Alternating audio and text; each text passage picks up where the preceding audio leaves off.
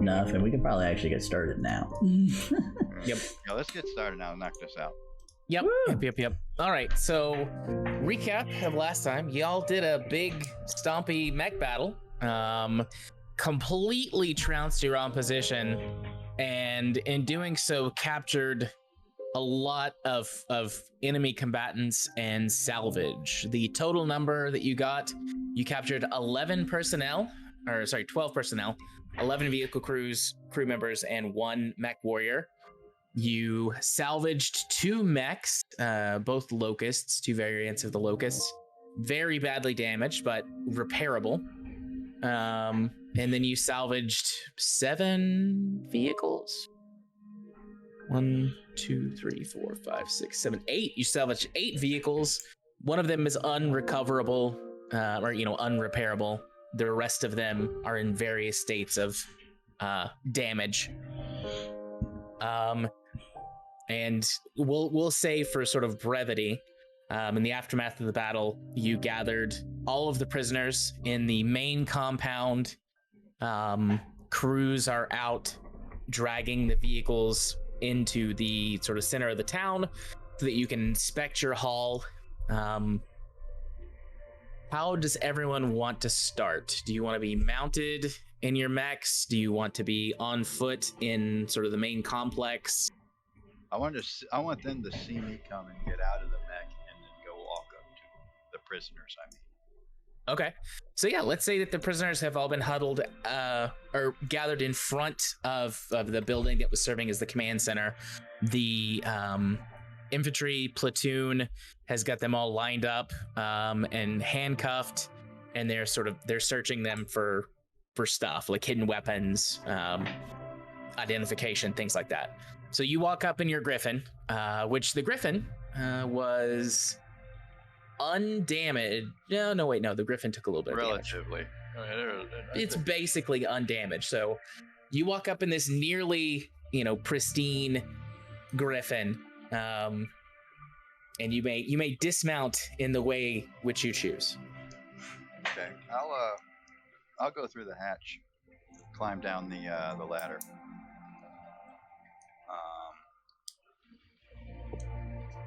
I'll leave I will leave the neural helmet in the Griffin. I'll take my rifle with me. Okay. And I'll march up to him. I'll look him over, dead in the eye, make sure he's. And then I'll speak into my comms to Angel. Stand by. I'm checking to see if they're secure.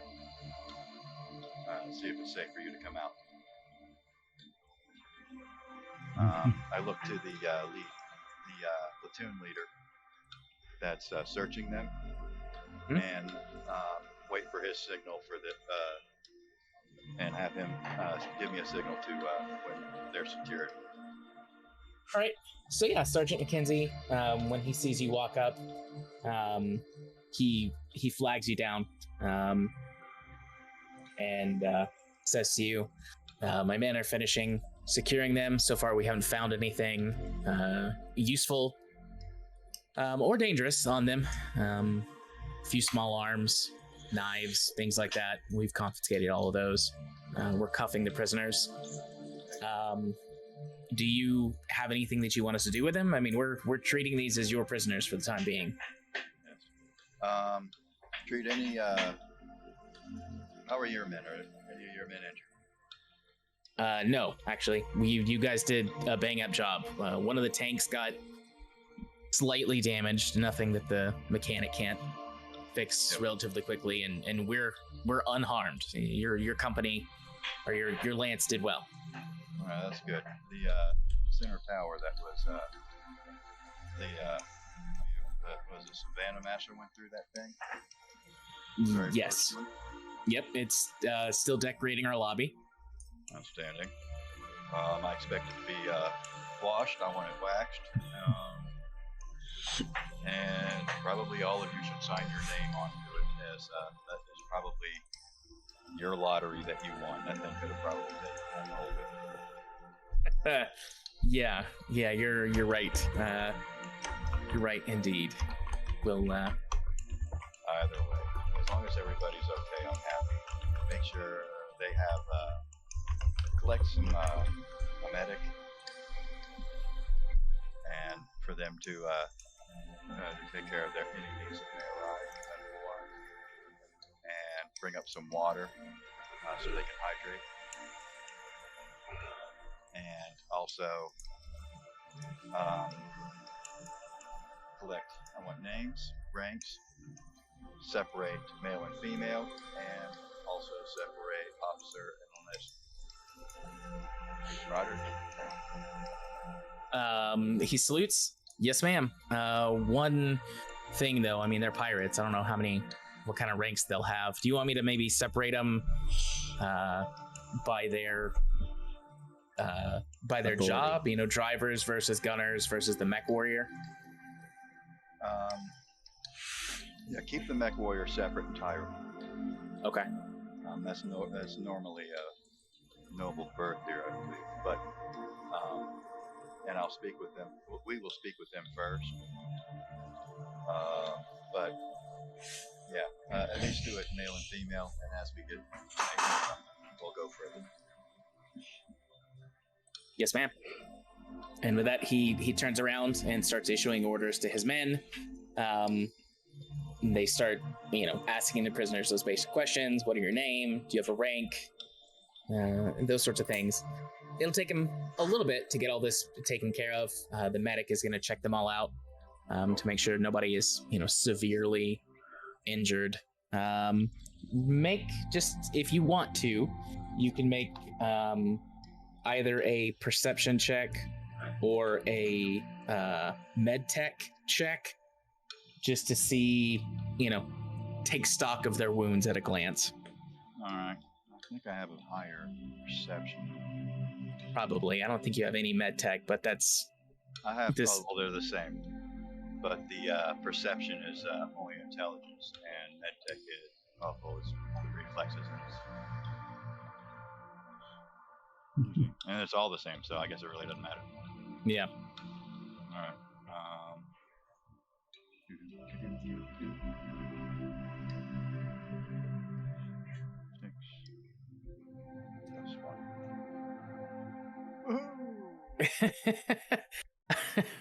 Well, you only rolled 1d6. You should have rolled... All right, I'll roll another 1d6 and add it. No. Yeah, I was going to say, for perception, you should have rolled 2d6. Yeah. I keep my... There we go. Okay, yeah. All right. So, I mean, you're no stranger to a battlefield, and while you're not a doctor, you can recognize that about half of them look pretty unscathed. Light bruises, cuts, things like that. Nothing that's going to be, life-threatening or crippling. But you notice that one of them in particular is almost certainly going to have one of their legs amputated. All right, I bring that one up to the medics immediately. Stabilize that individual, separate him from the rest, give him priority with our own people. They salute you. All right, nice. That's good. Yeah, it's the whole area secure. Yes, the area is secure around there. Commander Angel, the area is secure for you to enter the premises. And with that, I will get out of my mech and walk over. All right. I'll start taking all direction from her. I can feed her questions if needed. Okay. Just real quick. Hi, Scotty. How are you? I'm good. So Sparky rode out with the convoy. He was in the sort of bunker that had been established. So your character is here. You didn't miss too much. I kind of set the scene, went over the salvage and the prisoners that had been collected after the battle.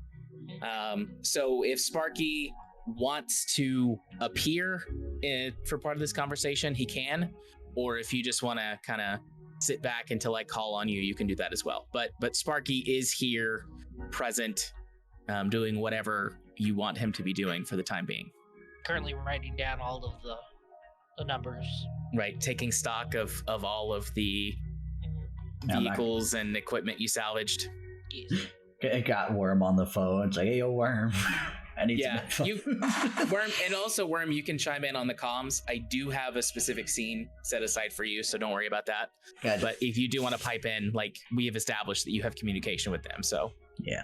I'll speak up, but at this point I think I like the idea that he switched to a different frequency specifically for Sparky so that they can go over numbers before he has to head on over. Okay. All right. So also anybody going over the captured equipment, make a copy of the battle computers to include waypoint to target. We can backtrack that to their starting position. Also, any tech files for mission objectives, and look for any papers or stuff like that. Soldiers like to write things down. It's almost required. Okay. Put that on the comms. I'll tell my team to go look for that stuff. all right, since you're gonna do that, go ahead and roll for me, Worm. Bob is there. Bob went with the convoy.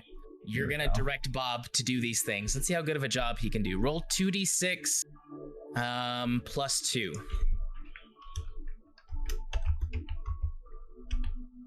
You're looking for 8. Here we go. 8 or more. Hell yeah. 11. All right. Yep. You successfully work with Bob to get the information Alpha requested off of the battle computer in the mechs. The only computers thing I actually know might have been this one tray. Right. Did you try turning it off and back on again? Oh no! Oh my gosh, boss! Incredible! How did you know? It just works just like, dang nabbit, you sucker mother. All right, Angel. So you dismounted off of your mech. I apologize for interrupting you, but I wanted to get Scotty up to speed. What are you? So what are you doing? We'll jump back into you. I am just walking up back over to Alfala, looking at the men that we have captured. And I'm like, so what all have you found out about them? Nothing much yet. They're securing them currently, taking care of any superficial, any medical needs. Mostly everything seems to be superficial. One is gravely injured with bad leg wound, probably going to have to be amputated. They're doing what they can. I'm having them divided up. I have not asked any questions yet.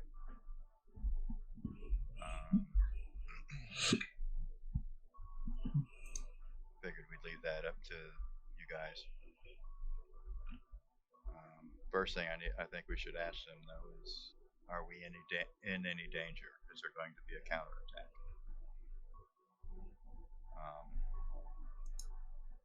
We should probably get names.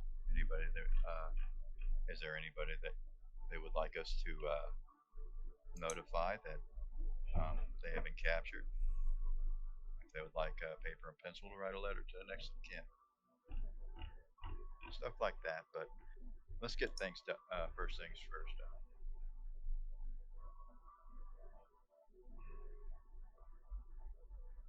Very well. I will go ahead and walk over to the men to start questioning them. Okay. Do you want to, when you say the men, do you mean the soldiers, or are you going to walk directly up to the prisoners and talk to them at random? Prisoners is the one I mostly mean. We'll Okay. do it one at a time. Have one brought to us. That is a good idea, yes. We'll do that instead. And probably you should do the Mech Warrior first.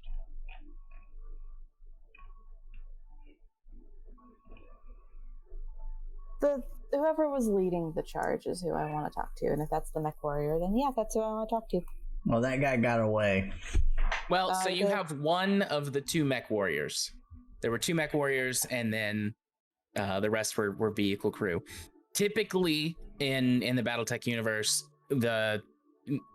your Mech Warriors are going to be higher ranked compared to, just average soldiers on the ground. Gotcha.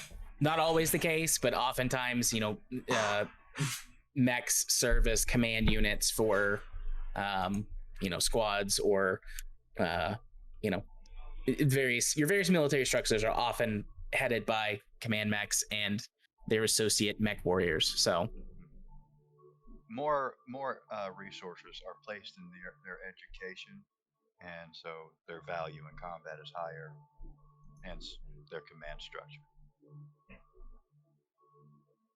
Just like ours.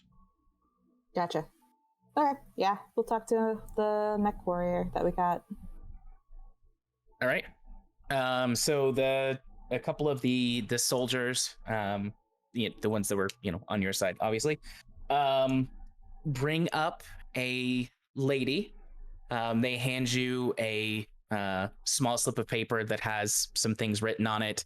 It's her name, which is Ina, her call sign, which is Lumpy, that she was piloting one of the locusts, and that she claims to be the second in command for this attack force. And he tells you that she refuses to tell them anything else. That's fine. You comfortable? You're asking her? Yeah. Okay. Yeah, comfortable enough, I guess. I'm not used to being asked that when being captured, so that's a surprise. Unlike most of the people you've probably encountered, we have manners. And Angel has a little bit of a smug look to that. She hawks a blood loogie onto the ground. She's got some minor injuries, nothing major, but she spits up a little blood. Right. Not sure I've got too many manners, but I appreciate being talked to kindly.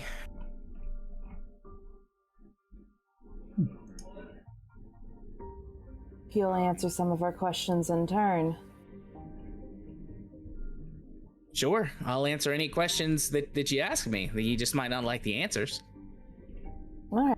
Well, She also smirks back at you. Angel doesn't seem too bothered. What is your unit's designation?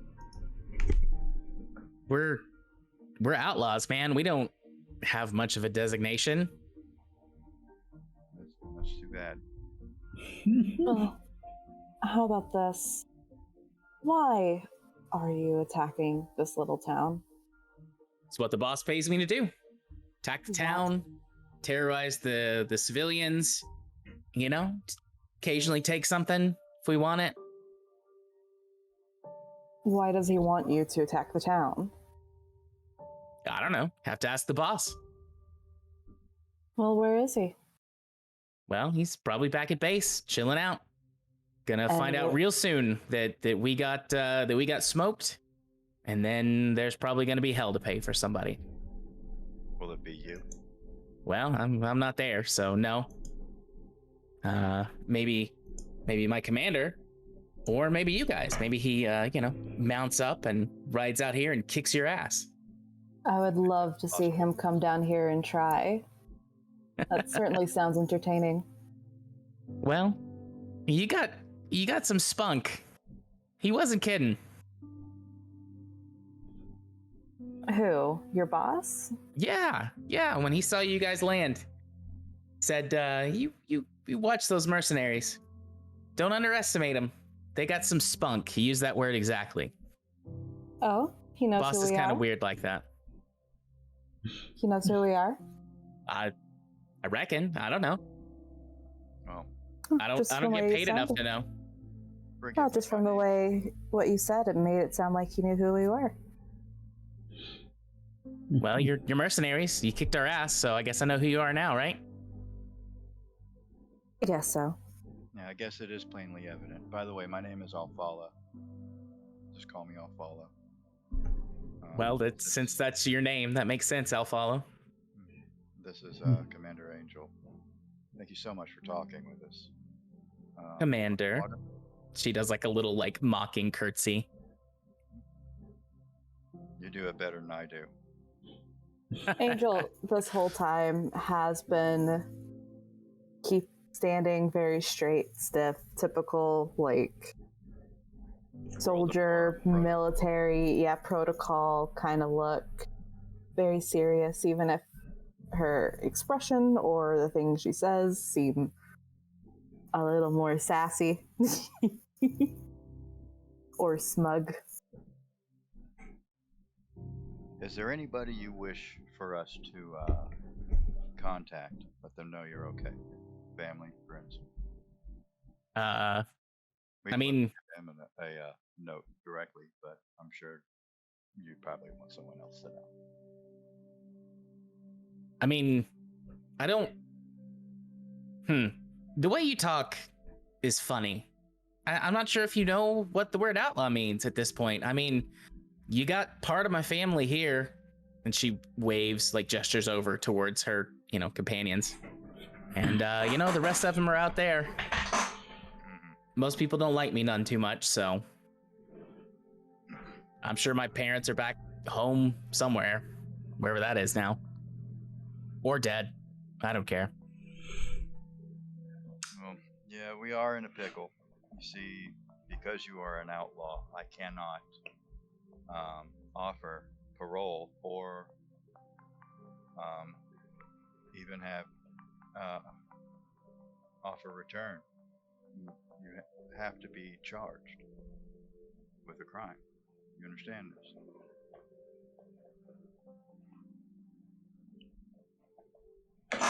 Yeah, I understand that. Makes sense. I'm, criminal, bad guy. Ooh. You don't seem to care very much. Lady, I've been in half a dozen prisons. I've been shot at, punched, kicked, stabbed, blown up a couple of times, and she gestures towards her locust, which is, laying on the ground since it was the one that was in the middle of town. Apparently a couple of those in one day. Yeah. So, no offense, but your threats of charging me with crimes and sending me to prison aren't really all that scary. Oh, no, ma'am, these are not threats. This is well, exactly what will happen. Okay, fine. Your promises of charging me with crimes and sending me to prison. Cool.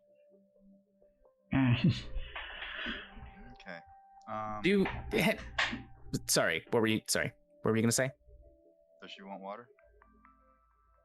Yeah, I guess I'm thirsty. I'd take some water. She can have some from my canteen. I'll pour it into a cup or something. Okay. She takes it. She sniffs it. Is it just water? Alpha? Yeah, it's just water. Okay. I mean, she takes it. Unlike Bulldog, Alfala's a professional. Yeah. She takes it. She sniffs it. Kind of looks at it for a second and then shrugs her shoulders and drinks it. And then she says, most mech warriors I know have canteens full of booze or other stuff. I mean, you can find all kinds of stuff to drink out here on these planets that aren't water. Mm-hmm. Weird to meet someone so practical. Well, I am no coward that I would need booze to steal my nerves. I was born for a battle, created for it anyway. You really do talk strange. Where are you from, Offworlder? Oh, out in periphery. I don't know the name of it. Fair enough. Where are you from? Oh, out in the periphery, down south. You familiar with the Oregon Coalition? No. Well, they were, you know how it goes with noble houses. They get into fights, and then somebody's honor, territory changes hands, people die. I lived on one of their worlds, and then someone in the family rose up, and there was a civil war. Following that, I just left. I was in the militia on the capital world, and I fought during the war, survived, and left after it ended. Yeah, the mention of like noble families and stuff going to war makes Angel's eyes roll a little bit. I understand. You know, I originally wasn't a mech warrior. I was an infantryman. That makes sense. You're big girl. I bet you'd be scary to have someone, to charge at someone. Really? No one told me. Does this mech warrior outfit make my ass look big? Yes. Oh. I was going for that. All right. So between the eye roll and the fact that you guys have started to like loosen up a little bit, she starts to take a little bit of a liking to you. She says, "Okay, all right. Maybe you guys aren't as bad as I thought you were. Maybe you're a little bit more like me instead of those stuffy, pricks that show up to this planet and, fight over it like it's scraps and they're dogs." Mm-hmm. Yeah, rich people fight and poor people die. Pretty much. Oh man. Families are quite boring. Very predictable. The wars that they start are always so unnecessary. Yeah. Where are you from, rich girl? I don't remember if we said where she's from specifically. Hold on. I don't know if you picked a planet, but I mean, you could just say you're from, or you're Canopian, or from the Magistry of Canopus, however you wanted to say it. I'm a Canopian. Oh, periphery. So we're just all from the periphery here, huh? Like regular old chums. I'd slap you on the, on the arm, but my hands are cuffed, so, it's hard enough to drink a flask of water. You want us to take those off? She sticks her arms out. I mean, if you will. I'm pretty sure I'm not going anywhere. Well, you can't outrun a bullet, can you? Exactly. I'm not great at math, but I know what that equals. I'll look to Angel, see if it's all right. Bill ponders it for a moment before making a gesture like, go right ahead. Okay. Motion for the guard to remove her restraints.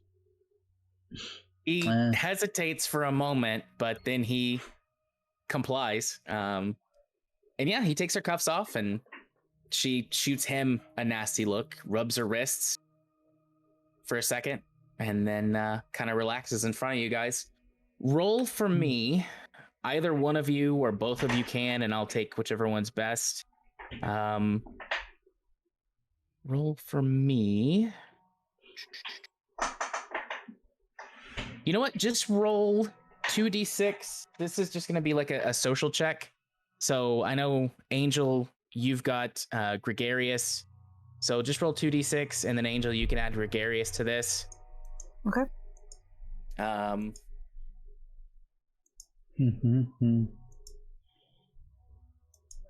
don't quite see what I want listed in the skills cheat sheet, so we're going to wing it a little bit. That's an 11 for me.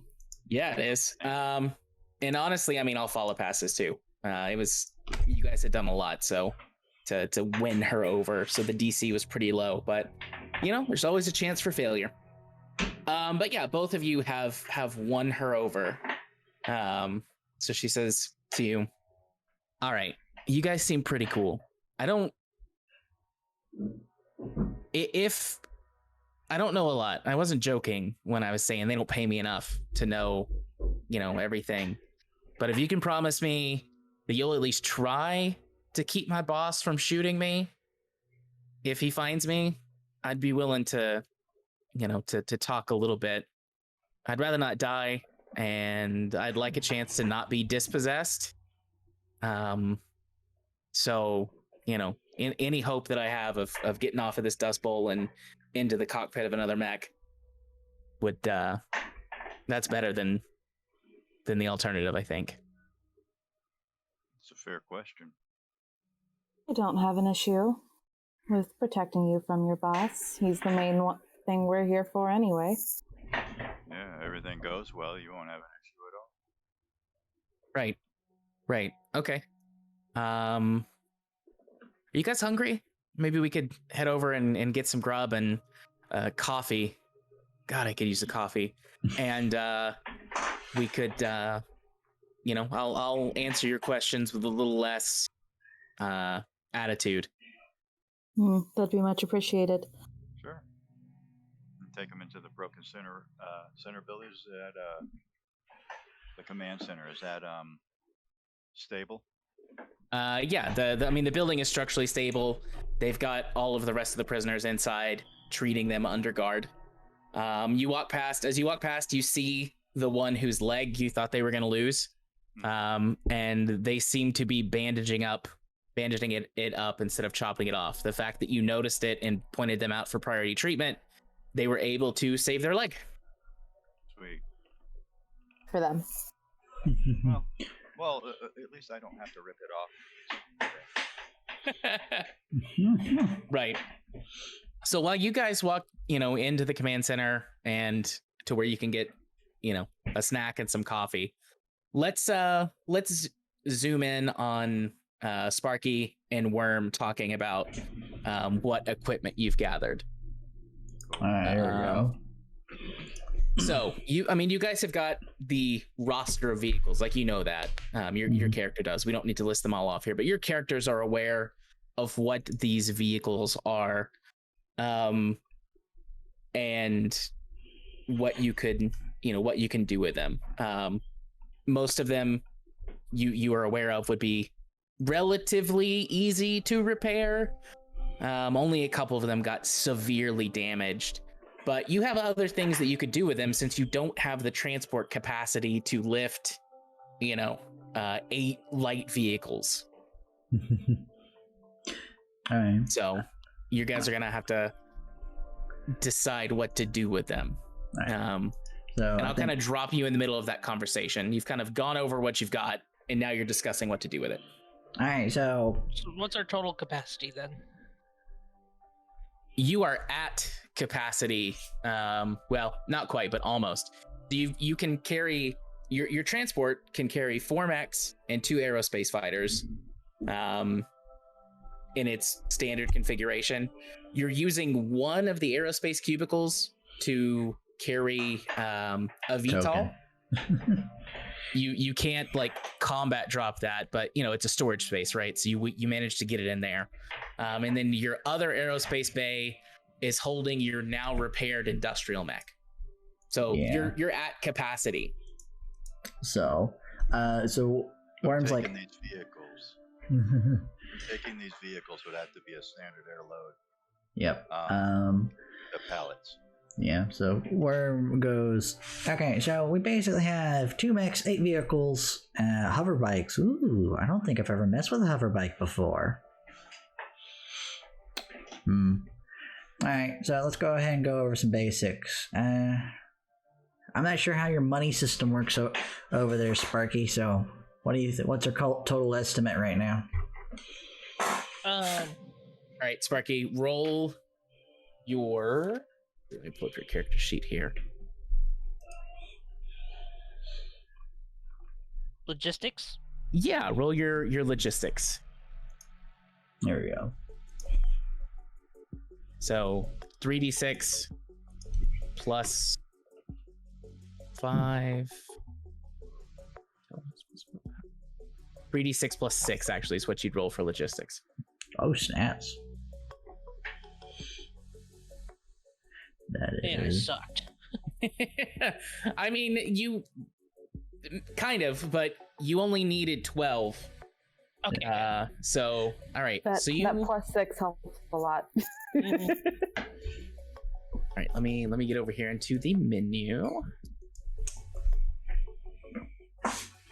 If I highlight all of these, Do you want to just take a screenshot and send that to me in private chat?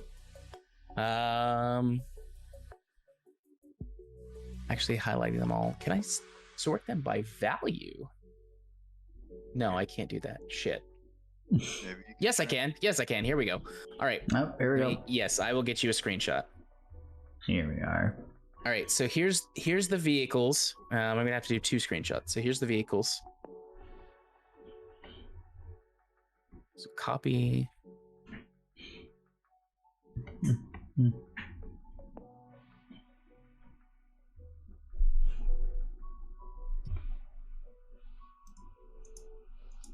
Well, right, that didn't work. You know what? Fuck it. I'm just gonna drop it in the general chat. It doesn't matter if you guys, or the BattleTech general chat rather. All right, there's the vehicles. And then mechs. Right, so this is just straight up. If you sell them as is, you don't do any repairs, you don't strip any parts, you just find a buyer for them and you sell them.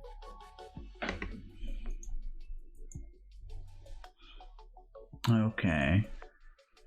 So Ooh. yeah, so looking at that, it's like, okay, so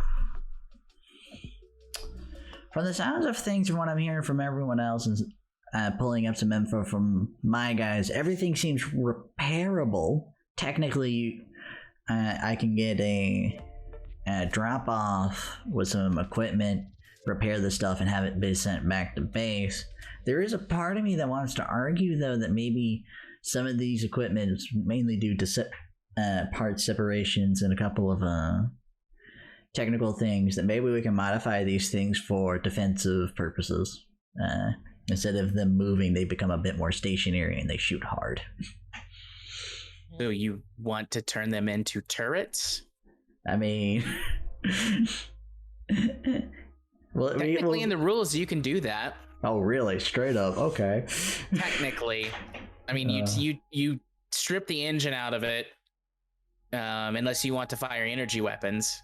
In which case, you just put the smallest energy or the smallest engine in it as possible. Otherwise, you just strip the engine out and load it up with ballistic weapons and missiles. Does it have to be fired remotely or? If you still put, need a crew. yeah, you still need a crew unless you equip them as drones. Although that, I believe, is still lost tech in this era. So yeah, I don't. Even if it wasn't, I don't think the Word would know how to do that. He would need he would build it with the intention of it being used by someone. is your intention for turning them into turrets to like give them to the town? Yeah. Okay. So the idea is he would put it on the perimeter, like right above the trenches, and then they could start firing on their own while during the period of time where we're not there, because they'll need something. And well, they've done a lot and it's very impressive. Imagine what more they can do with a bit more oomph. Well, instead of using them for fortifications, why don't you just repair the ones that are movable by gutting the ones that aren't? That way they have something better than just a simple turret that's, can be hit and destroyed easily. That's fair. It'll by its own movement. Yeah. Roll tactics, Worm, which is intelligence plus willpower. So if you don't have it, roll 3d6 -2.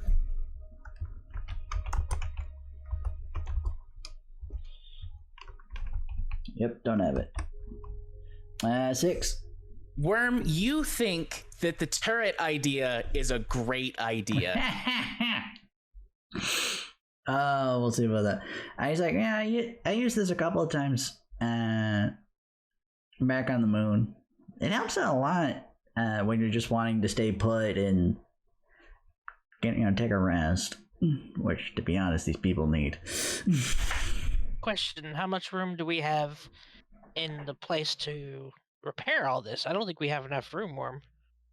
I mean, technically, if we were to lay it down on the floor instead of in the actual pits, there's plenty of room, but bringing the tools over alone with all the stuff and then working on it outside would probably be helpful. Let's see here. What can we do? How long will it take for you to repair them to then turn around and sell them? That's the question. Okay. To the city. Can I roll a mech tech to give an estimation? Yeah, absolutely. That'd be dice rolls. Yeah. Are you in the general? Oh yeah, you're in the general. Oops. I don't know what you're talking about. That's still 3d6, right? Yeah.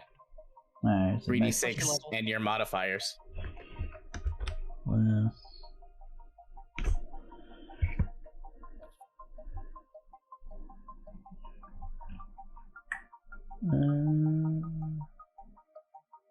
Alright, so that'd be plus 5.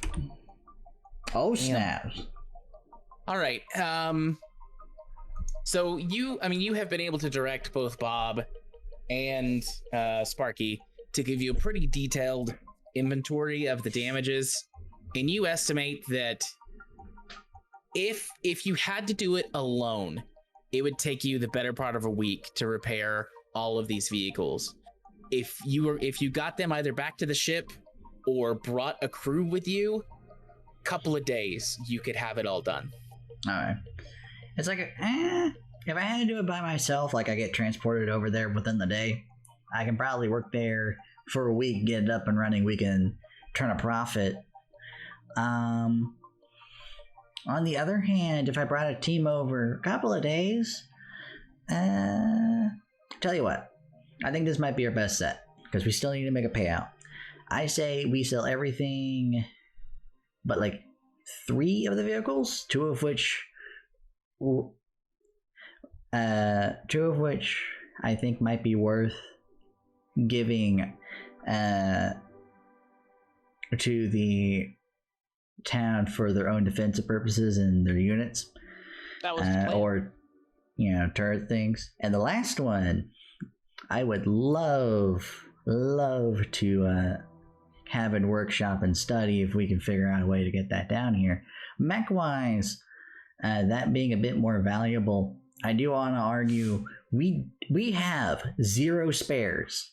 Like if one of these things get out commissioned for a month and I have to repair that bull, that person is out of the fight unless they're doing infiltrate.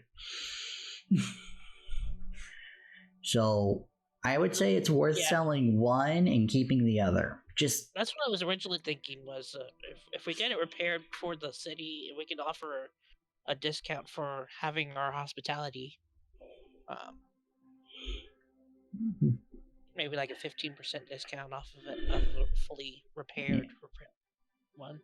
Yeah, I could probably get one, depending on what is actually hurt. Out of curiosity, considering that report with both of those mechs, is the same leg is hurt on both of them, or like opposite legs hurt, so I can take one out and replace it with the other? Let's see. Lucas. Okay, the right leg is destroyed on one of them, and the left leg is destroyed on the other one. How? Yeah.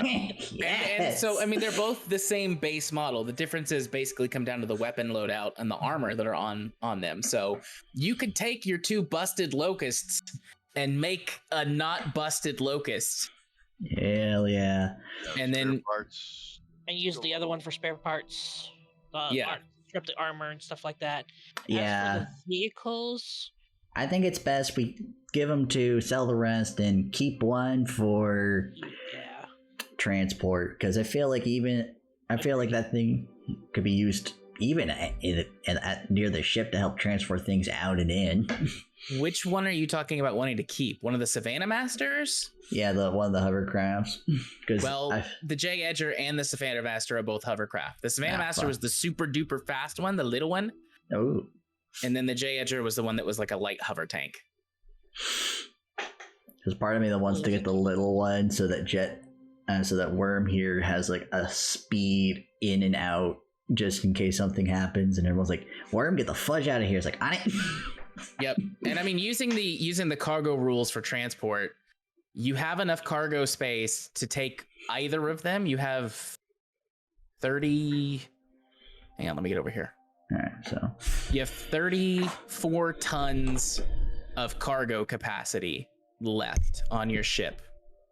So basically half a mech.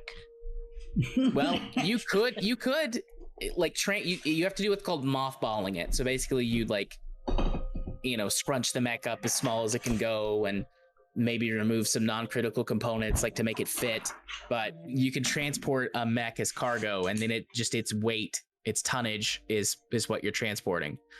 So you can transport a Locust. You do have enough room to transport the Locust and the Savannah Master as cargo, but that's almost all of your cargo capacity. Okay, so 1 second, I'm gonna do some. Well, we're using the Locust, the other Locust that he's taking the leg off of. Yeah, you're using one of them as spare parts to fix the other one, and then whatever's left, you're gonna keep it. Yeah, and just have nice stuff for repair would probably save us some money in the long run, considering factory work spare parts. That just means our profit would come purely from vehicles, and I'm about to do some math on that end. And then Worm's like, all right, so I don't know, I guess maybe run by the turret idea, just because having a stationary weaponry in some of the buildings or whatever surprise some other truckers has done me well in the past, but I don't do warfare like you guys do. Nobody does warfare like we do. And outside of that, from the looks of things, our profits will be probably 5 of the vehicles, unless you want to try pulling off selling the 2 hovers to the people hosting us. And then seems about the biggest report here. Yeah, I think we should offer the hover tanks instead of the Locusts. All right. Yeah, going to agree with you. They could probably use it more than us. Oh, fudge. Hey. I didn't realize you switched lines. Oh, wait, am I not in the call? No, you can be. You can be. Yeah, I just said that Worm and Sparky have been talking the entire time you were talking to the prisoner. They just switched frequencies, so you just changed radio frequencies and checked on it. That makes sense, actually, because time-wise, you guys were doing both at the same time. So, time-wise, they're walking into the building, so it makes sense if Angel wants to check in on you guys and see what you're doing. Yeah. I was like, I didn't realize you switched on channel. Nice to meet you here. Ready for the report? Going to check on you before we continue with what we were doing. I see. From the sounds of things, most of the things are repairable. We were discussing, for good terms, offering the hover tanks. Keep one of the vehicles for ourselves and sell the rest. And I can repair one of the Locusts for a spare, and the rest will be spare parts for everyone else. Sounds good. It sounds good. Okay.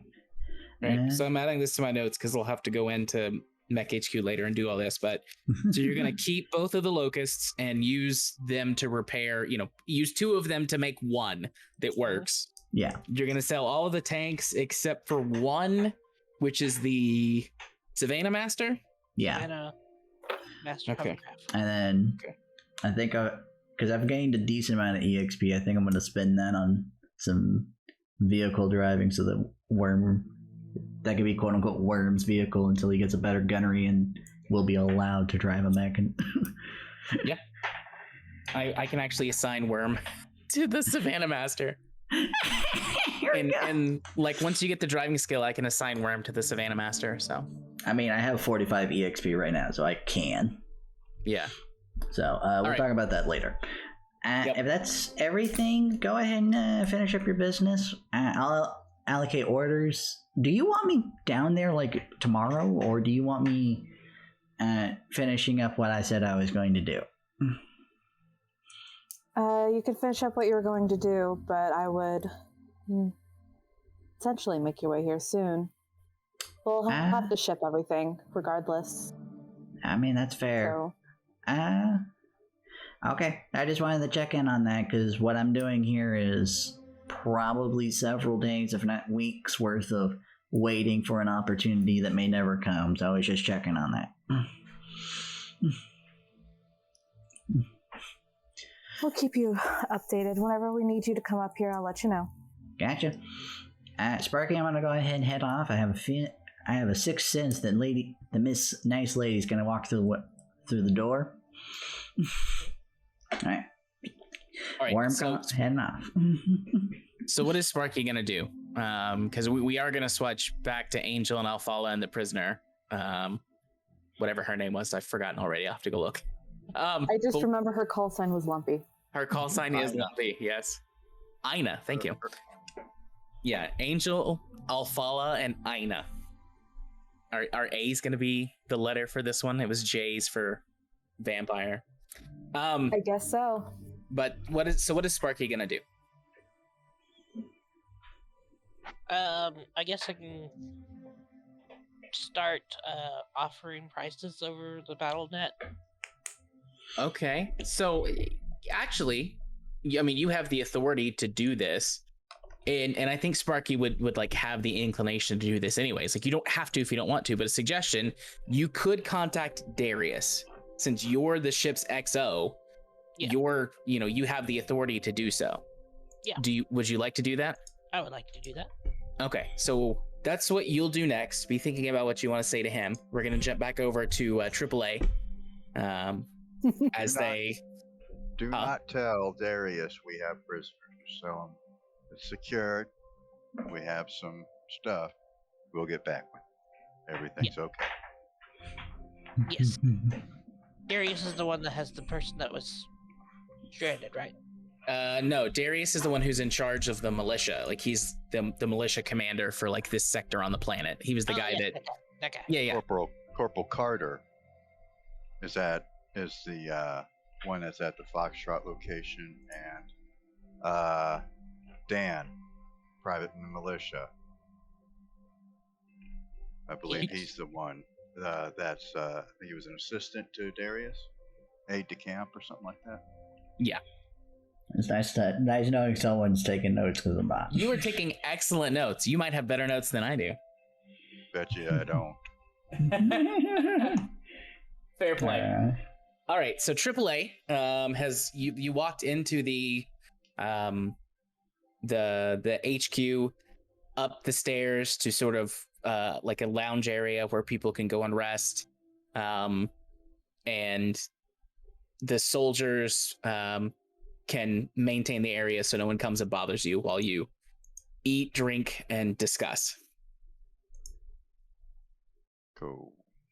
So, someone roll 1d6. All right, here we go. Look time.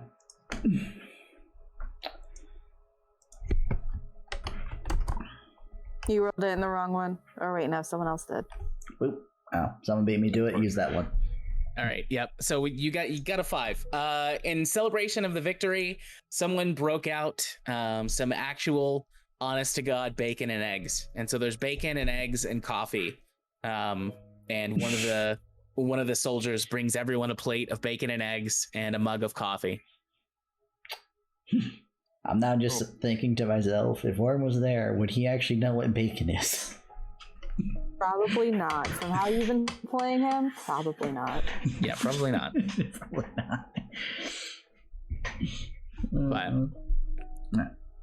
But she says, "Oh no, this is what I'm talking about."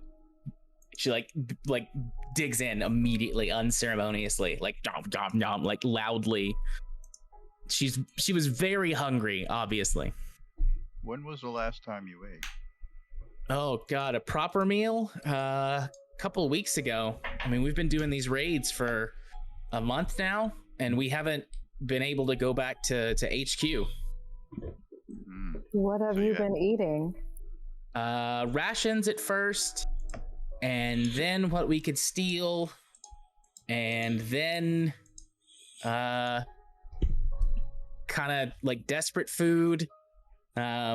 We had been told not to destroy this town, so we're following the boss's orders.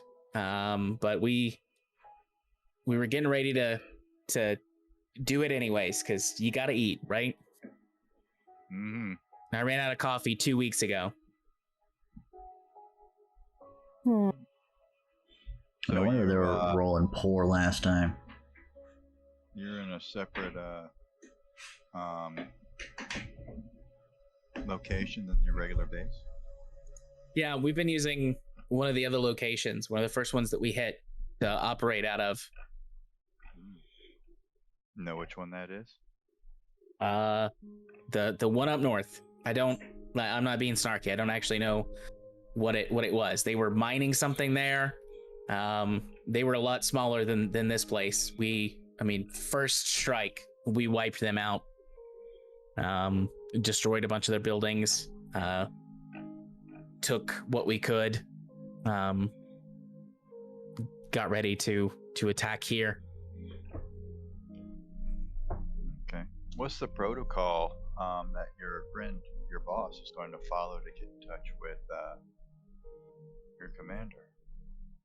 Well, given that he ejected and your people obviously didn't find him, he's probably gonna hoof it back to a couple of safe points that we had secured. We've got some ATVs stashed away. He'll probably ride back to the Badlands. That's where our base is. I'm guessing you guys have figured that out by now, and I don't feel like I'm giving away any dirty secret, but that's where he'll be headed. Okay.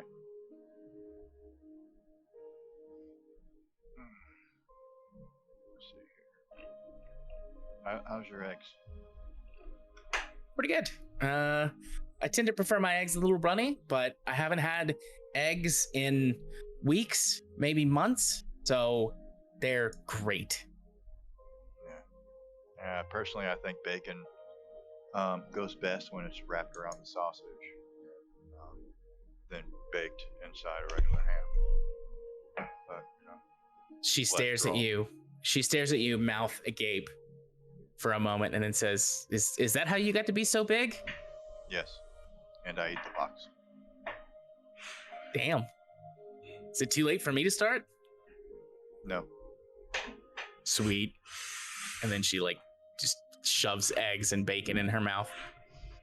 And then she looks over at you, Angel. She's like, "Are you gonna eat that?"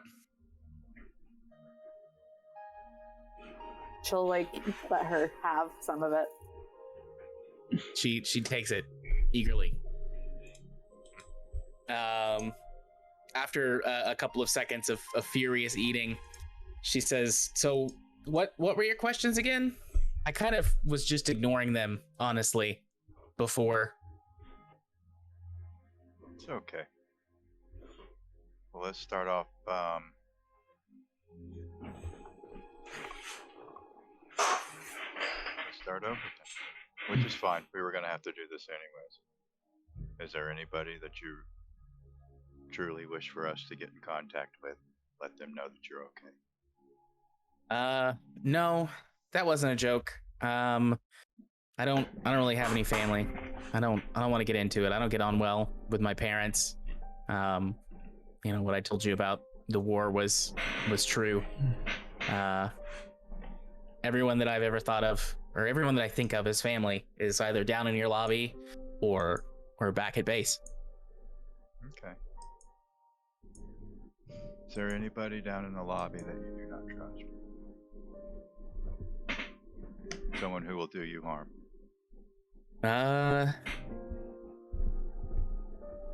She thinks for a moment.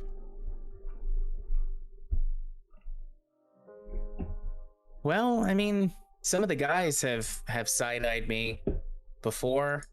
I don't know if any of them would like do me harm, but I mean, sort of the pirates, most of the time we get promoted, and she does air quotes, whenever the person above you dies. This would be a good opportunity for me to die, and then one of them could take my place. I understand. You really don't know why he had you attacking the town? No, I actually don't know that. My boss was we called him Dog Ear. That was his call sign. His actual name is Rob. He was the one who had direct communication with the boss. Once we got out here. I mean, don't get me wrong, like I've seen the boss, I've talked to him before, and I am a Mech Warrior, so I'm better than, infantry pukes, but there's still a chain of command, and I'm not very far up it. What was your objective in attacking this town? I refuse to believe that you just were supposed to come in and just shoot at a couple of things. Yeah, Dog Ear had told me that we weren't supposed to actually come into the town and destroy anything unless they had a real defense force. We're just supposed to wear them down. My best guess was that he was trying to draw, he being the boss, was trying to draw Darius's actual militia out here. And even if we couldn't stop them, if they were pulled away from the city, then that would mean that he could get in the city. But he wanted to. What? I didn't hear. Do you think he is at the city now? Near it? No, definitely not. He was worried about attacking the city with the militia forces there. I mean, we've got at least one man on the inside that I know of, maybe a couple. And we're aware of what military forces they have left. I mean, the boss's mech is pretty kick-ass, but most of the rest of us are, we've got a couple of decent medium mechs kicking around, but you can't take on 3 lances of armored units with 1 assault mech and a couple of mediums and some busted up lights. Why not? Well, I mean, I don't know about you, but most of us aren't super skilled. I mean, I was, a regular in the army. I've picked up a few things since then. So had Rob, but the boss is the only one who's really seen any sustained combat. I'm not super skilled. I'm just crazy. Well, most of us, we're a little crazy, but we want to get paid at the end of the day. Pirates and mercenaries, not so different, I don't think. Just, I suppose you guys have got, maybe a few more ethics than we do. Well, it depends on who's paying the bill, right? Yeah, fair enough. But I mean, also, those tanks are behind the city walls. There's the spaceport there, where the militia might be able to call in some reinforcements. So we were trying to, I think our objective was to draw at least one of the lances of medium or heavy tanks out to take them out of the equation. You mentioned you had someone on the inside. Yeah. She goes by Whitney. I don't know if she had like a call sign or whatever, but that's what she told me her name was. We met once. She's been working over at the comms facility or the satellite uplink facility or something like that. She had sabotaged the system. That out of character question. Whitney, is that the same girl that's been flirting with the other dude where No. one is? No, that's Junie. That's Junie. Junie. Okay. Describe Whitney to me. You said you've seen her. Yeah, Whitney's tall, slender. She's got blonde hair. She's real tan. I don't know. She's pretty. She's not Pageant like. Queen? No, I don't think she'd be pageant queen, but she get like third place. Okay. How does she talk? What does she sound like? Is she proper? No. Oh, well, I mean, with us, she cusses up a storm, but I don't know if she would like be a proper character there. Does how she interact with your boss? They I think they go back a ways. I mean, he seems to trust her. Think they're romantic? That means I mean, the boss is a womanizer, but I don't know if Whitney's ever slept with him. I mean, the boss, the boss drinks and fucks, sometimes together, sometimes separate, but that's his thing. Drinking, fucking, and fighting. I'm familiar with the type. Feed me, fight me, fuck me, or get out of my way. Yeah, you and him, well, I don't know. I was gonna say you might get along, but you're way too proper for him. Oh. Talking to when she says that. Well, that's because fucking fighting is my thing. It's how it works for me. Right. Well, I don't know how rough the boss likes it. He's made a pass or two at me, and I've always turned him down. That's probably why I'm in a light mech. But he doesn't have that many mech warriors. Otherwise, I suspect that I would have been knocked down to a vehicle crew at this point. I'm a lot of things, but I'm nobody's whore. Okay. I understand that. What would you like to come from all this? Well, I mean, I don't want to go to jail. I realize that might not be an option, but Well, someone's got to go to jail. yeah. Probably work something out. As long as you continue to work well with us. I mean, I am a mech warrior. I don't know if you've got native pilots or could transport me somewhere that they do. But I mean, that would be the best outcome out of all of this. Second best is that if I don't go to if I do go to prison, it's at least a nice one. The one I don't. with at least ice cream.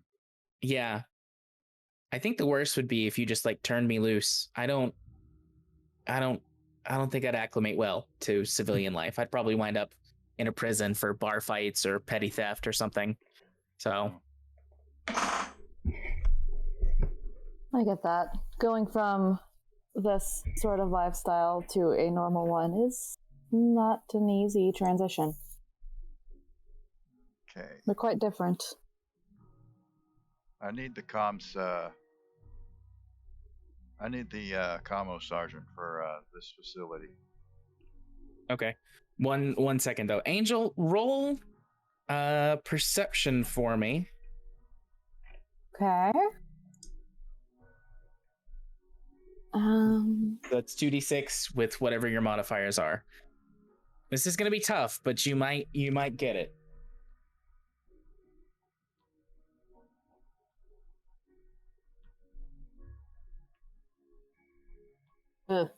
No, you do not. I mean, you could always re-roll it by spinning an edge, or you can let it go. Might do that.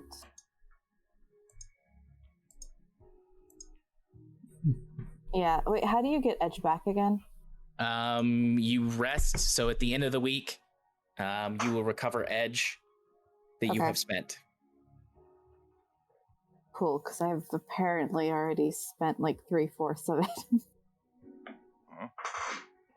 So what? Do I just do the whole reroll it Yeah. entirely? Yeah, you re-roll the whole thing. Okay. That is not much better. Okay. Nope. Man, That was not worth it. Yep. Do you have any more edge points? I have one more. Okay. I mean, you could choose to spend it, or you could not. It's up to you. Do it. What you want me to do it? Wait a minute, Do do you it. get all? She will have all of her edge back next week. Yeah. Or week after. Unless you spend into the negative, at which point you have to spend XP to recover your first edge point, and then they will restore like normal. But otherwise, yes, they will all regenerate after at the end of the week or the start of the next week, whatever. Okay. So in the calendar, you're on Thursday. So how many days is until the next week? Well, it's Monday. Like, Monday is start. Yeah, Monday is when the new week rolls over in like BattleTech for deployments and stuff. So I'm calling Monday the start of the week. Okay, sounds good. Damn. I just wasted all of my edge target points. Number? The target number was 10. Yeah, Fuck no, me. I just I wouldn't have wasted. even tried. I wasted all my edge points. Bless your heart. I'm sorry to hear this. All right, I will give you a little something for a 7. This is a little bit of a pity breadcrumb. Yeah. So Angel, after you've talked to her about everything so far, you think to yourself, maybe I should rack my brain about some previous people that I've worked with, because she seemed to indicate that this like Grim Sybil guy knew me. You know, maybe there's somebody who you have worked with or worked against on a previous contract or deployment that could be present here.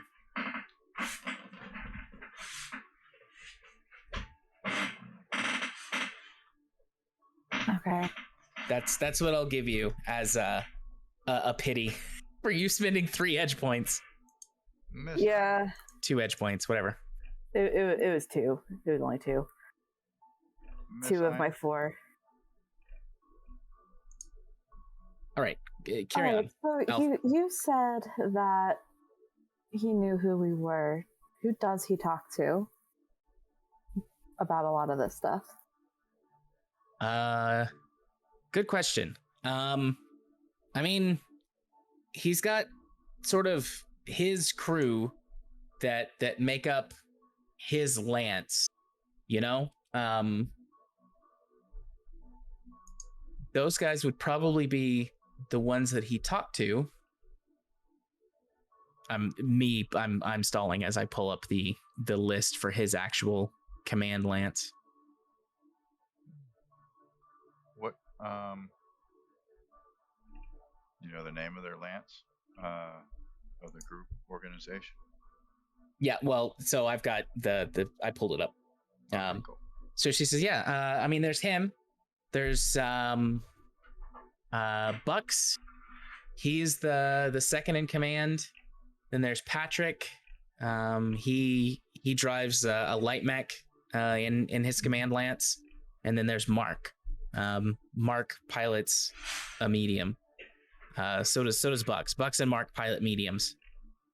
Okay. So, I mean, if you're able to, like, I don't know, capture them or intercept some of their communications or something, you might could figure out something, you know, figure out what you're looking for. Do either of those names sound familiar to me? No, none of those 3 names don't sound familiar to you. Can you describe the insignia that they use on their mechs, if they have them? I mean, yeah, you could go look at mine, but I mean, it's pretty unoriginal. Just, you know, skull and crossbones and flames. Okay. Describe what Grim Sybil looks like. Yeah. I mean, he's a big man. 6 feet tall or so. He's got a thick beard. He likes to wear sunglasses. He thinks it makes him look cool. He usually is wearing like something that makes him look like a biker, you know. He doesn't always wear like Mech Warrior attire. He likes to wear like leather and stuff. Road warrior. He's always type? Road warrior type? Yeah, that's probably a good way to describe it. Yeah. I mean, he's a white dude.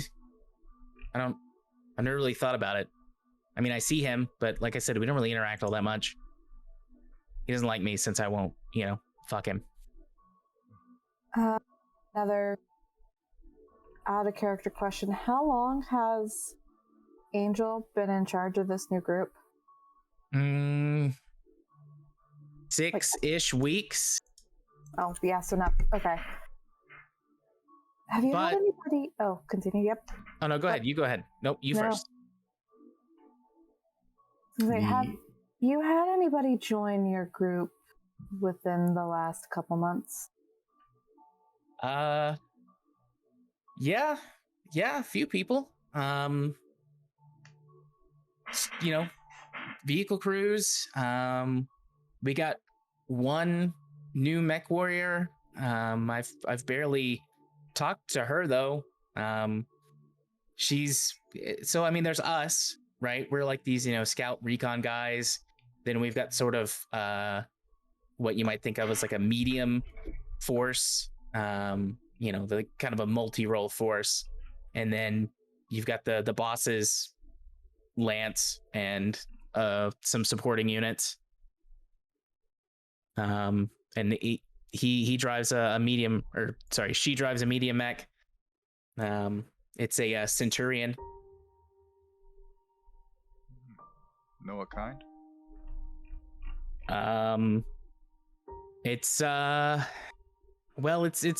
It came in. It was pretty badly damaged. We've kind of refitted it back to the base model, but it had some modifications made to it before then. And this is Bucks the XO? No, this is the new guy or the new girl. Like I said, I don't really know her name. But she knew where it was. It was a smoldering crater. Well, half of a smoldering crater. She knew where it was and brought it in, and we were able to save it just because the engine was mostly intact. Angel, roll another perception check. What was it? Hopefully this one will do better for me.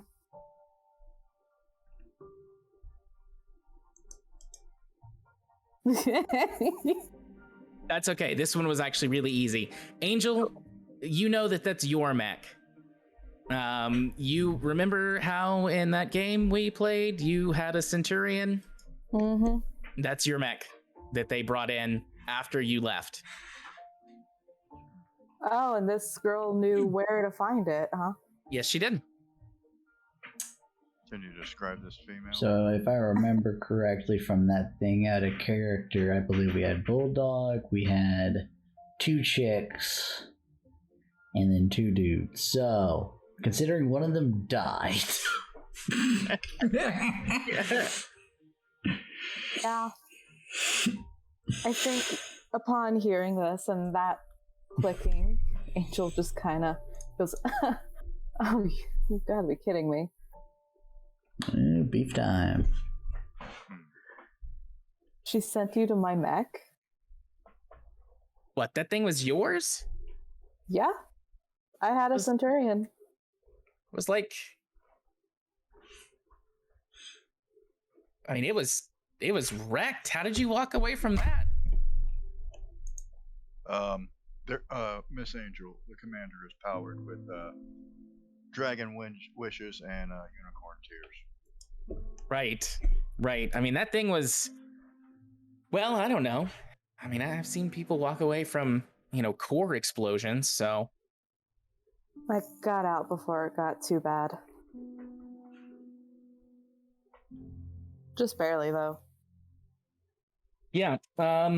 Angel, like you just remember, you know that if it's going to be this person, her name was Lenora.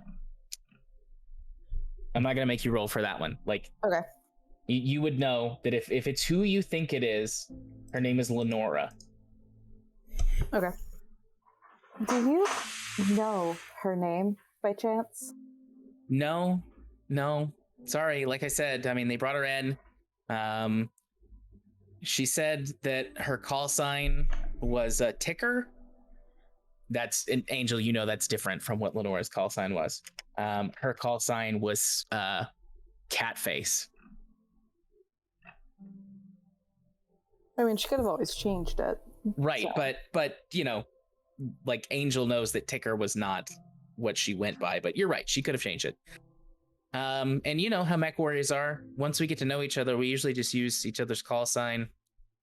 But you have to trust somebody to tell them your name and the bit, like you know how it is. So she said her name was Ticker, and she was like 5.5 feet tall. She had long black hair. She had a tattoo of like some kind of dog on her neck. Does that sound familiar to me? Roll another perception check. Okay. I'm not enjoying how these rolls are going, so I'm dreading that a bit. But Oh, it's fine. You're just getting the bad ones out of the way. See? okay, 10. There we go. She just described Lenora to a T. She has a tattoo of a dachshund on her neck. Angel, Bulldog used to be like into people getting tattoos of dogs, and you can decide whether or not you ever got a tattoo of a dog. Bulldog has a tattoo of a bulldog on his back. Catface had a tattoo, like got a dachshund of a tattoo on her neck because she thought dachshunds were cute, but her call sign was already Catface and she refused to change it. Did Angel ever get a tattoo of a dog? Yeah, Angel. Is it on your butt? Trying to decide if she would have.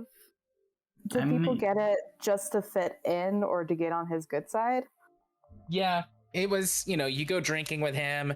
He'd try to convince you to get a tattoo. He'd let you pick like what kind of dog you'd get, but he'd try to convince you to get a dog tattoo to make you one of the pack.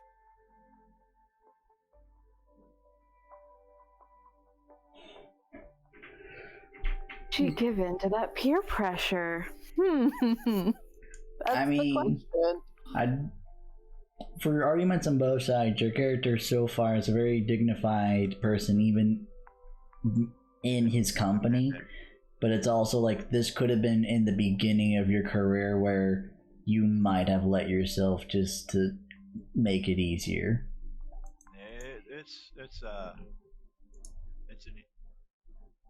There doesn't seem to be a downside to the call because you would be allowed to choose. You would Yeah, no. be a dog. Yeah, no, I know. I'm just trying to think of, like, one, would she have actually done it? Because I've never pictured Angel specifically as someone who would get a tattoo, but also this Angel is a little bit different at the same time. Yeah. So I think at the very beginning, I'm gonna go with this. I think at the very beginning, when she was first adjusting, just joined to try to get into good graces and all that, I'm gonna go with yes. She probably has a dog tattoo on her ankle. What dog it is, I will still decide. I'm thinking maybe a German Shepherd, but Papillon. Yeah, that's fine. You can think about what dog you want it to be. Yeah, she's got one on her ankle. Okay, nice. But yeah, you know without a doubt that Ina is describing Lenora, and she has told you that Lenora told them where to find your battle mech, and they brought it in and salvaged it, and now she's piloting what was once your mech. That's gonna make Angel a bit better. All the Betty. All of it. He goes, huh. Okay, so she took my mech. Who took your mech? You said her name was what? Catface? That was the call sign. Yeah, her I call knew sign was about? cat. Yeah, her call sign was Catface. Well, I could tell you this much. Her call sign is not what she told you. It used to be Catface. Oh, from She was a part of the mercenary group that I was in before I took over. Back when Bulldog was in charge. Did you survive? I can't remember the file. Did you survive that battle? Yeah, On she paper. survived. Did she survive on paper? No, she did not survive on paper. Would I have known that she survived? Or I'm assuming You- since it's not on paper, I probably thought she died. You thought that she died. Everyone that you took with you were the only people that you thought survived. So it was you, Sparky, Worm, Wit, and then sort of like the crew of the ship. Gotcha. You thought everyone else had died. Gotcha. It's like, no. I would have offered her to join if I had thought she was alive. Last I saw, she died. Apparently not, though. Okay. Do you know the? How long ago was this? Well, it was About 2 during months. The same. Yeah, Okay.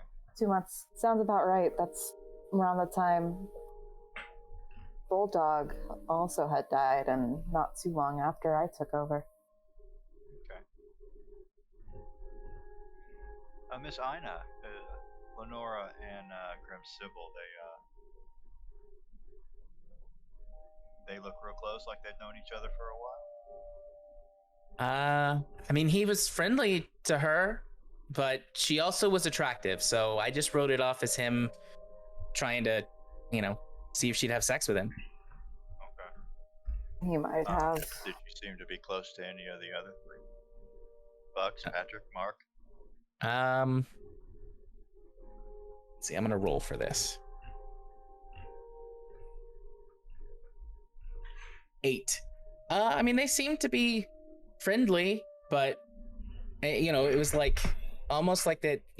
Maybe they had met before, but they weren't like good friends or whatever. Just like, oh hey, how's it going? A handshake or a wave. There was no like embraces or anything. But again, Yeah. like they're, I'm not in the inner circle, so if they are doing anything behind closed doors, I don't know. Now I've got this suspicion out of character.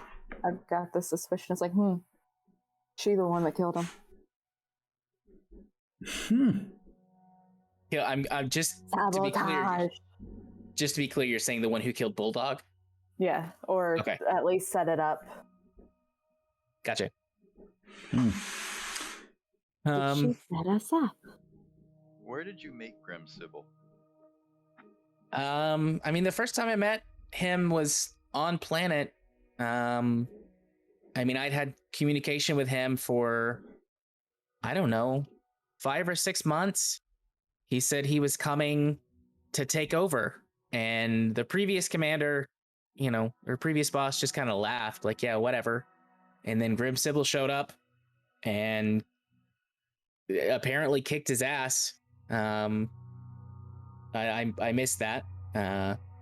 Not low ranking Mech Warrior, out on patrol in my light mech. Apparently they did an airdrop, landed right in the middle of the base. Stomped the boss flat and announced over the radio that he was in charge now. And we all just went with it. How long ago was this? 5 or 6 months, probably. And then he kind of disappeared again. He said he had to take care of some business, and then when he came back, he would be here to stay. And that seems to be true. He left 2 or 3 months, came back, and then, you know, I'm guessing was behind driving you off. You know, I was getting my orders. We were attacking and, you know, took out your companions and drove you off planet. So he was there when you fought before? I mean, I wasn't in his lance, but I mean, I assume he was fighting. Angel, roll another 2d6.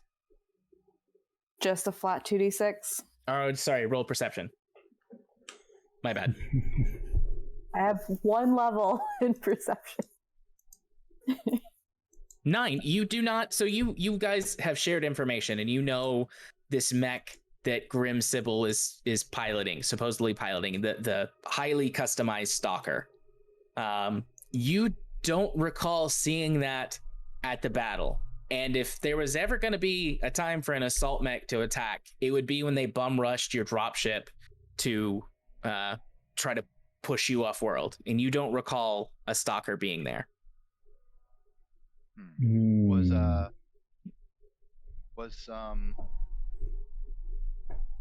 When did he get the stalker? Oh, I don't know. That's been here since day 1.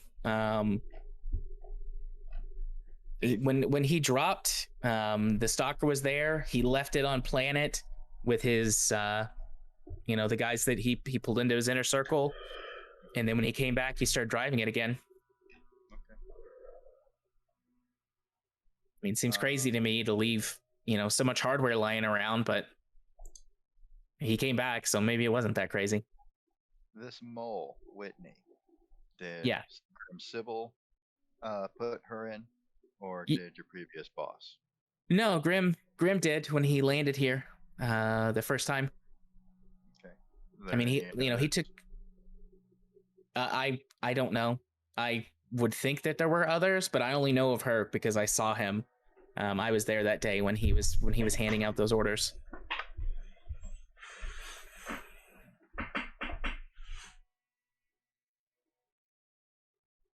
Huh. Okay. All right. What are you gonna? I'm gonna kind of speed things along here for a moment because I want to make sure to be able to get back, or to get to Ian, and then hopefully back to Scotty. So, what are your plans? Oh, sorry. Just speak to the commo sergeant. Waiting on the commo sergeant. Which one? Who are you calling the commo sergeant? Is that Mackenzie? We can start with let's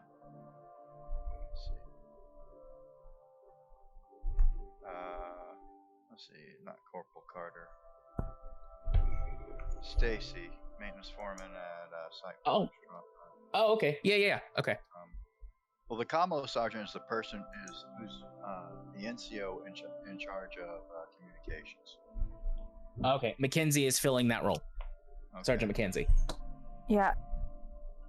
Regardless, I wanted to then try to contact Worm, because the person on the inside, that sounded like around where Worm's located, right? That's specifically why he stayed behind, is to try to figure that out himself, because he's the only person with the technical knowledge to go do that. Yeah, that's what I thought. So I wanted to get up and go contact Worm real quick and tell him to keep a lookout for a Whitney. Okay. Correlate with the comm sergeant. Ask the comm sergeant if she's talked to anybody named Whitney, how long they've been there, and see if the times correlate. Okay. I'll see what I can do. I'm in the middle of yes, okay, I'm almost off the phone. I swear I get a lot of flack for being young and on a phone. I don't even understand why everyone's got this thing on there. I'll check the logs. They left it open last time. All right. So what are you going to do with Aina for now? For now, she's been more than helpful. I want to keep my word, and we'll take care of her for now. And by take care of her, I mean that genuinely, not like. Are you going to I post? got an idea. Okay. I'll take one of the handcuffs. I would like. Is it a zip tie or is it metal cuff? They're metal cuffs. I want to break one. I want to break the chain. Okay. I look around for a tool or something to break the chain. I want to see if. Oh, I would love for you to break it with your bare hands. Do a check real quick. Try it. Strength of 8. Yeah, just roll strength, so 2d6 plus your modifier. If you roll 10 or higher, you can break it with your hands. Wow. I only get a modifier of +1. How high does a modifier go out of curiosity? Because I'm still not fully understanding that. I think +2 is the highest modifier you can get for your like physical attributes. Oh yeah. Shoot to kill. Yeah. Oh my god. You can break it with your bare hands. Are you just gonna do this in front of people, or are you gonna like turn around and hide it? No, I'm gonna do it right in front of her. I'm gonna hide it from everybody else, but Angel and Aina. Oh my god, you make a little like circle things like, hey look, I got a cool trick. Yeah. I mean, you totally pop those cuffs with your bare hands. What are you gonna do? Aina is impressed and terrified. I reach my empty hand out to her, palm up. Give me your arm. She hesitates, but then she does.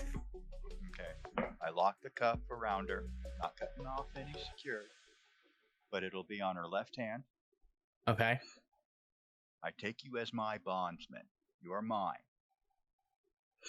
You are not a prisoner. You are mine. You are not a slave. You are mine. You'll do as I say. You'll be taken care of. You will earn your freedom. That sounds both like a prisoner and a slave, but honestly, I'm not. I guess I'm kind of arguing now, but I'm not gonna argue. Okay. Are you arguing with not arguing? Maybe. I'm guessing this is like a custom where you're from, out in the periphery. I made it up. Okay, sure.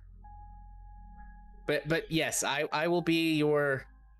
What did you say, bondsman? Can I be a bondswoman? Sure. All right, I'll be your bondswoman. Outstanding. Aina, you'll take all direction from the commander and do exactly as she says.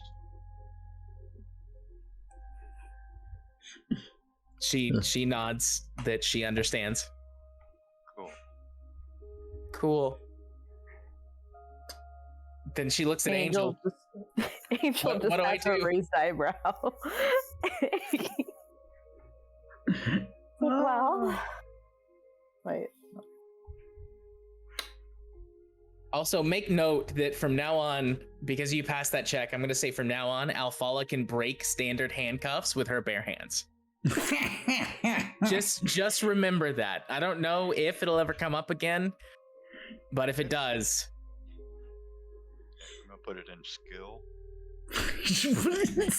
break handcuffs level 10. Yeah.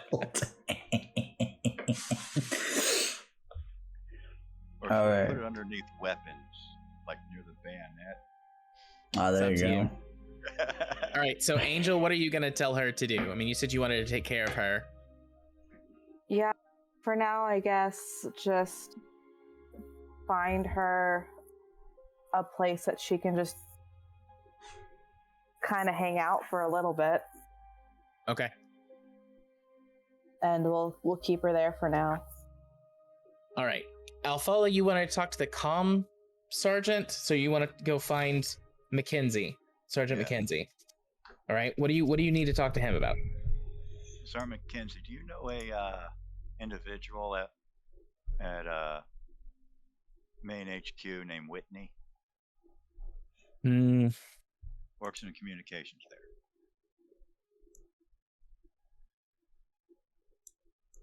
No, ma'am. Don't rightly believe I do. I mean, there's a lot of people there, so it's possible. All right. Has they had any new arrivals that you know of? Well, I mean,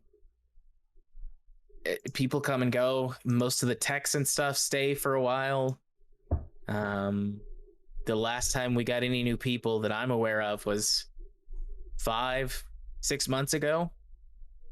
And then, the whole pirate, siege started, and we haven't been able to get any new people from off-world. Okay. Go ahead and raise Darius and the comms commander at HQ for me, please. All right. Sparky, I'm actually going to cut over to you. Cool. This would be a good place to do that. Are you there? Scotty? I think I'm here. Am I here? Okay. Yep, There you're you here. Okay. So this'll kind of work thematically actually better for me to cut to you instead of Worm. Sorry, Worm. No, you're good. All right, Sparky. So after you finish taking inventory with Worm, you go to call Darius. So you walk over to the base, you walk over to the HQ building, upstairs to where all the comms equipment is. And Sergeant McKenzie's there, and you can see like over in the commissary area that Angel, Alfala, and the prisoner who you don't know this, but Ina are talking. And the sergeant says, "Oh, hey, it was Sparky, right? Yes. What can I do for you? I know that you're with Angel's team. Do you need something?" Yeah, do you mind if I speak to Darius? Yeah, let me get him on comms. Do you want to maybe go over to one of the private rooms? Yeah. All right, right this way. And he leads you over to what is like a converted office. Well, I mean, it's still an office space, but things have been shuffled around, moved out as needed, but they use it as like a private comms area if they need to. And he sits you down at a desk, and yeah, he says, "Sorry, we don't this hollow receiver's been stripped of its parts, but the audio works. Once I get him, I'll send the call in here to your room." Okay, we'll do. So he leaves, and a couple of minutes pass, and then the comms crackle to life, and Darius says, "Hey, Sparky, the sergeant told me that you were wanting to speak to me. I got a basic report. He relayed to me that you guys had defeated the pirates. So that's a good start. He was really busy. He told me that you would brief me on everything else. But congratulations on your first successful sortie. If I don't get to talk to her, pass my congratulations on to Angel as well." Yes, I will pass that on to her. But we are possibly anticipating a second attack, so we do have a whole bunch of spare vehicles that we would like to sell directly to you first. I will offer them as a discounted price than what they actually could go for. Yeah, absolutely. I mean, since the pirates attacked, we've had a really hard time keeping or maintaining any kind of equipment. Right. Anything that's in working order or close enough to working order that my techs could put them back together, I'll take off your hands. Yeah. Everything but except I think one vehicle was still in working order, and there'd be one vehicle that's does need significant amount of repairs to get running again, but it's still a runnable vehicle. Right. Okay. Yeah. If you want to keep the one that's, basically destroyed, or the one that's salvage only, you can. Or I'd be happy to take that too for spares. Yep. We'll keep that one for our parts as well. All right. So now you're still right. So you're wanting. What have you got to pass off? I have 2 hover tanks.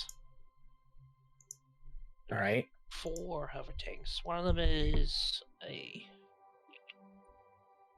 To get a bigger screen for this one.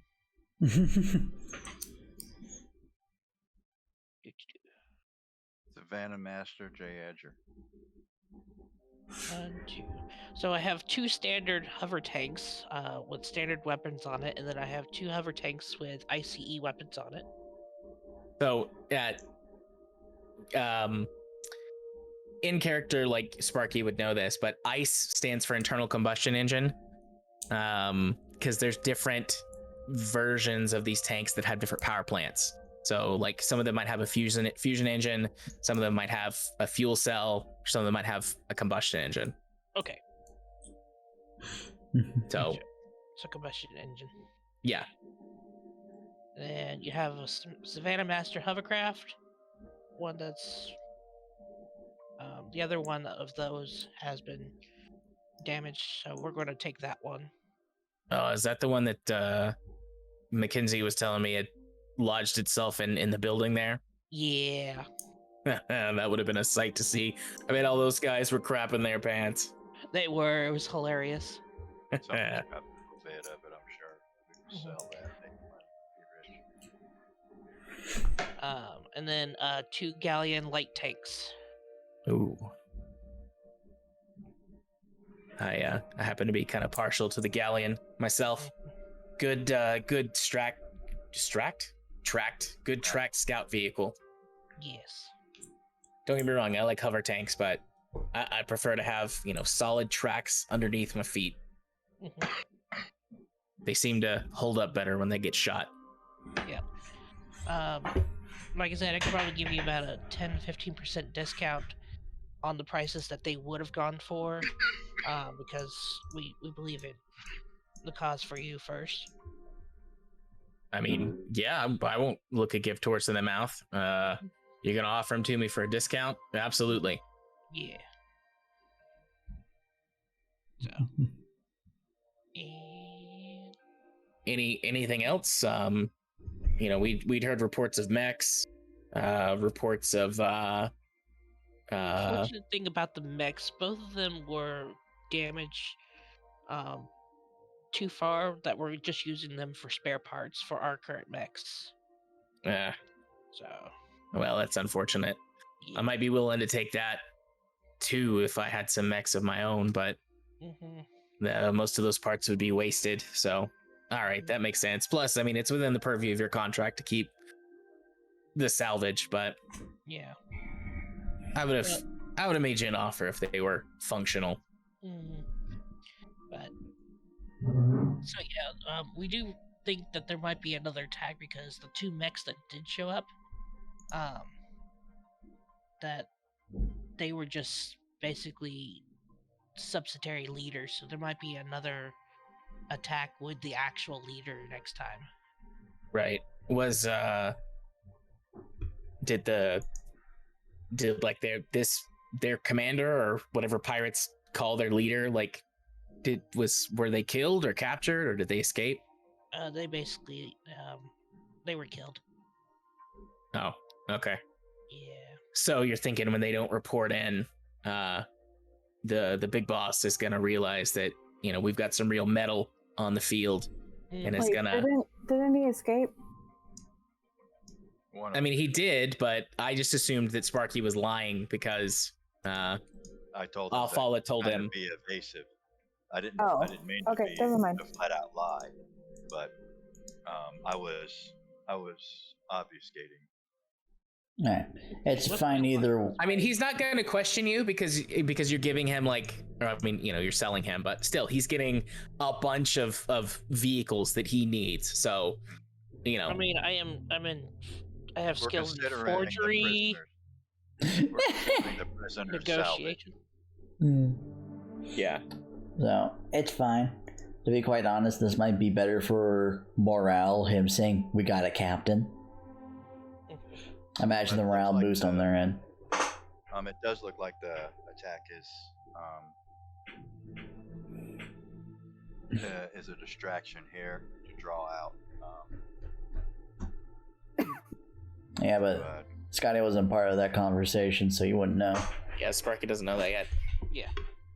All right. Do you have anything? Based on the battle value, basically, I did an estimate on that one. It wasn't high enough to say that the commander of the pirates was at the battle that we faced.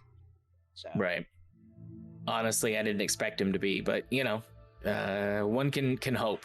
Would have been great if you had just managed to wipe out, this grim Sybil fellow.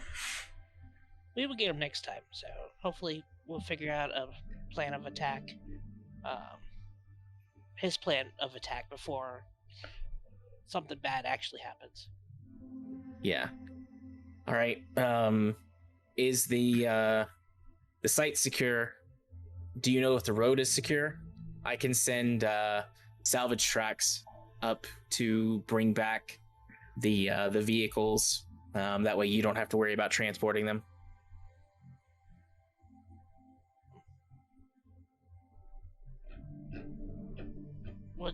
Would we already have the mech in our... This is out of character. Would we already have the mech in our bay? No, you don't. I mean, the mechs... by the time they get there, salvage trucks are slow vehicles.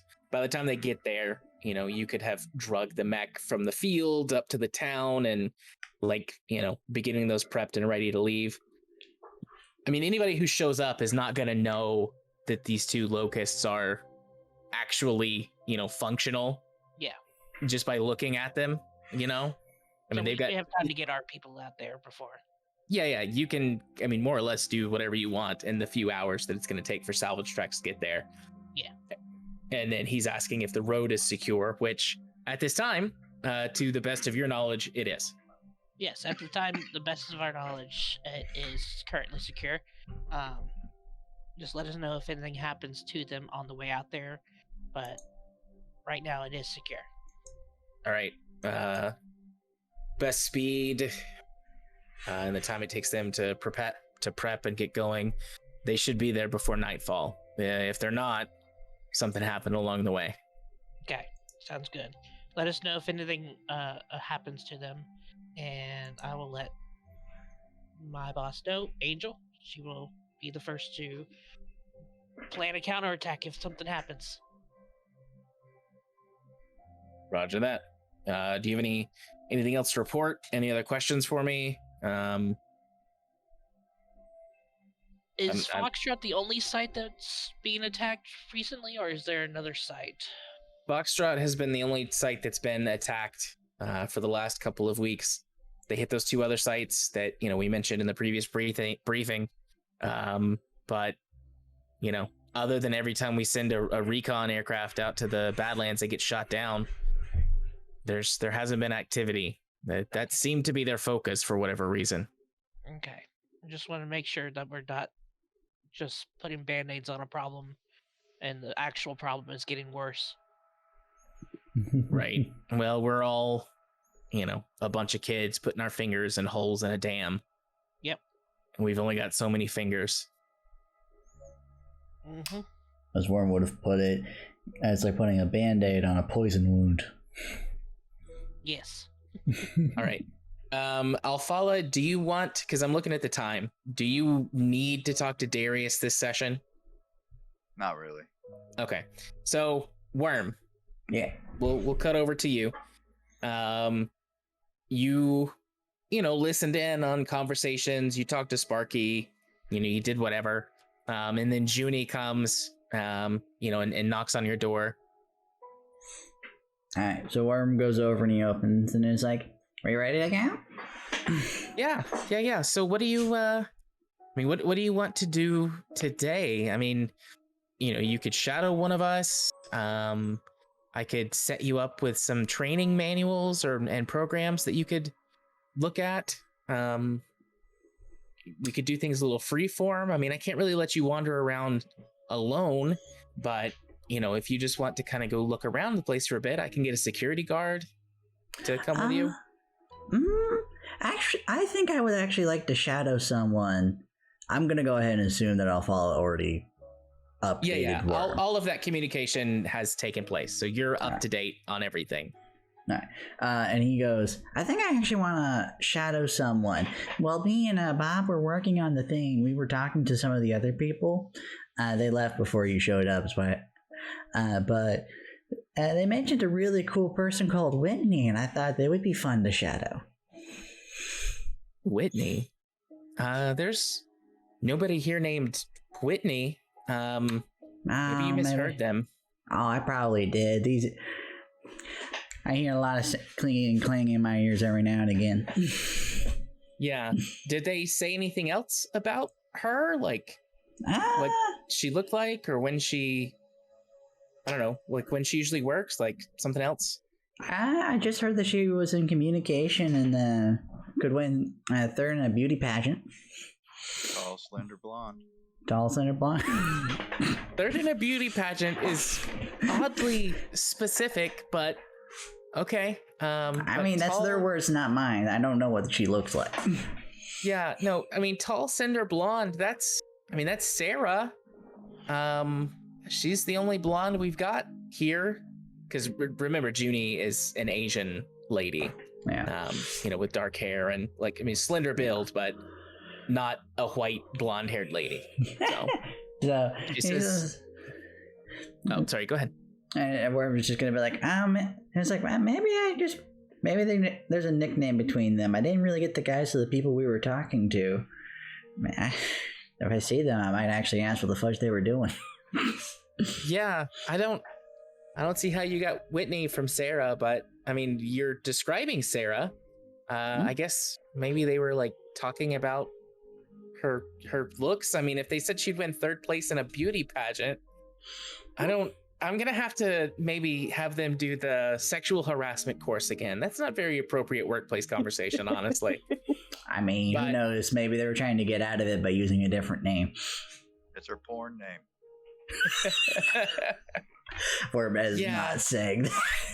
Yeah, I'll deal with that later. Yeah, we can go find Whitney. She's supposed to be here. She looks at her phone. She's working, or not her phone. She looks at her watch. She's supposed to be working second shift today. You've got not too long until her shift starts. She's probably in the break room getting some coffee or something. All right. Right this way. And she leads you, down a couple of hallways to a break room. I mean, for all of the advanced tech of the 31st century, it still just looks like a generic break room at any job you've ever worked at. I hate those break rooms. There we go. Yeah. Yep. Table, microwave, fridge that's like old and like dirty, and a coffee pot that has seen way too many pots go through it. The vending machine that's never filled with anything anyone likes. Yeah, with like one light that's burnt out on the inside and the other one flickers. Yeah, Worm looks at that one and he's like, wait, that works? He's never seen a working vending machine before. And yeah, I mean, there's a couple of random people in there, but sitting at the table, drinking coffee and eating like a piece of toast is the woman referring to herself as Sarah, or calling herself Sarah. And Junie walks up. Hey, Sarah. This is Worm. I know. He's shadowing here, part of like a work study program. He had heard some of the guys talk about you yesterday, and he said you sounded like a cool lady, and he wanted to shadow you today. So he's going to be doing that. And Whitney Sarah opens her mouth to protest, and then closes it because she knows it won't get her do any good. She sighs. All right. What? Is it just like my turn to get an intern? Like you pick on the new girl? Now, Sarah, you know that we all have to do things like this from time to time. Be nice, and it will be reflected in your quarterly performance report. No Now, biting. have a good afternoon. If you need me, you know how to get in touch with me.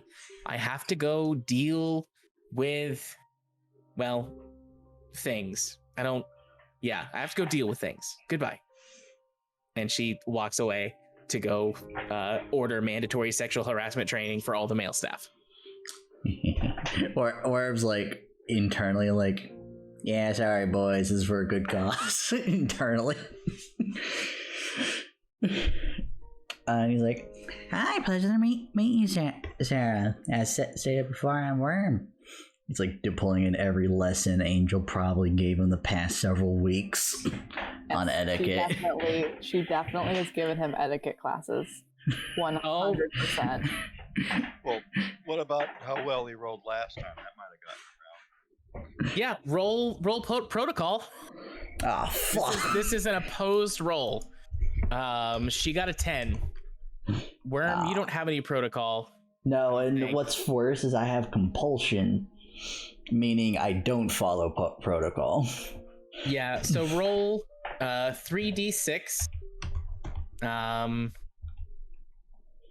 minus your whatever modifiers for that would be -2.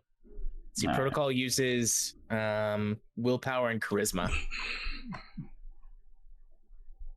Alright. So, willpower, charisma, and then are we adding the compulsion in, or? Yeah, no, you have to add, or I guess subtract the compulsion. Here we go. This is -3. That is, what the fudge? Why is that so high? Like, I'm pretty sure I didn't make it. I know I didn't make it, but I'm surprised it got that large. I rolled in the wrong chat, but she got a 10. Alright, that's... So she looks you up and down. She like kind of squints at you a little bit. She says, something's weird here. There's something going on. Are you the kid? You're the kid who was here last night, weren't you? Yes, I was. And you managed to fix the satellite uplink. That would be Bob. I helped. Right. Well, I mean, if he fixed it, why are you shadowing me instead of your boss? Because he's on site. It's a war zone. Right. I mean, let's be honest. The war zones have never stopped the great houses from bringing children along, but fair enough. I guess your commander's got a bit of a heart. We're just like sitting here internally sweating. It's like, fuck. Well, if you want to shadow me, the first thing I do every day is drink coffee. Why don't you go get a cup of coffee? She points at the coffee pot. Worm looks at the coffee pot, and he's like, wait, that thing works? I don't know how to... Okay, let's see where I can go with this. Cracks his knuckles. Is there coffee in the coffee pot? Yes. Yeah, I mean, yeah, there's some coffee in the coffee pot.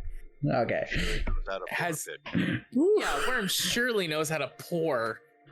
Okay, I can pour. For a minute there, I thought he was going to have to push the right buttons in the right order, and I'm like, this might end up funny. All right. So you go to pour yourself a cup of sludge. Yeah, I'll pour a cup of sludge, and... All right. I don't think... Go ahead, sorry. I was just going to be like, I think he's not used to sludge yet. Like, he's probably been offering to drink a couple of times in the, what we said, like 2 weeks he's been with everyone. Yeah. Well, it's a little bit longer at this point, but yeah, still not very long. No. But I'm not calling it sludge because that's like a Battletech thing. I'm calling it sludge because it's horrible, gross, old coffee. Yeah, I know. that like the burner's been left on all day, and this coffee is not gonna taste good at all. All right, so what do you want me to roll? All right, I want you to roll perception -2, and then add whatever your modifiers might be to that. But I'm telling you to subtract 2 from your modifiers. Oh, fudge. Well, all right, and that's a 2d6 roll, right? Yeah, 2d6. All right, and then I have nothing in that skill, so Perception uses intelligence. Do you? Oh no, you don't get a boost for intelligence. Okay, never mind. no, it's one of those things that's. Oh wait, I should actually, because it's at 6. Nope, you have to have 7 to get a +1. Oh, okay.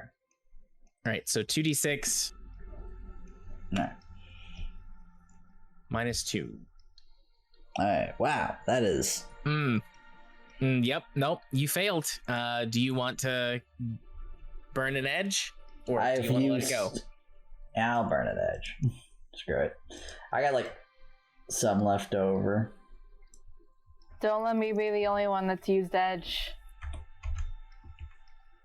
Well, I mean, I have spare edge. I'm the luckiest guy here. I have edge to spare.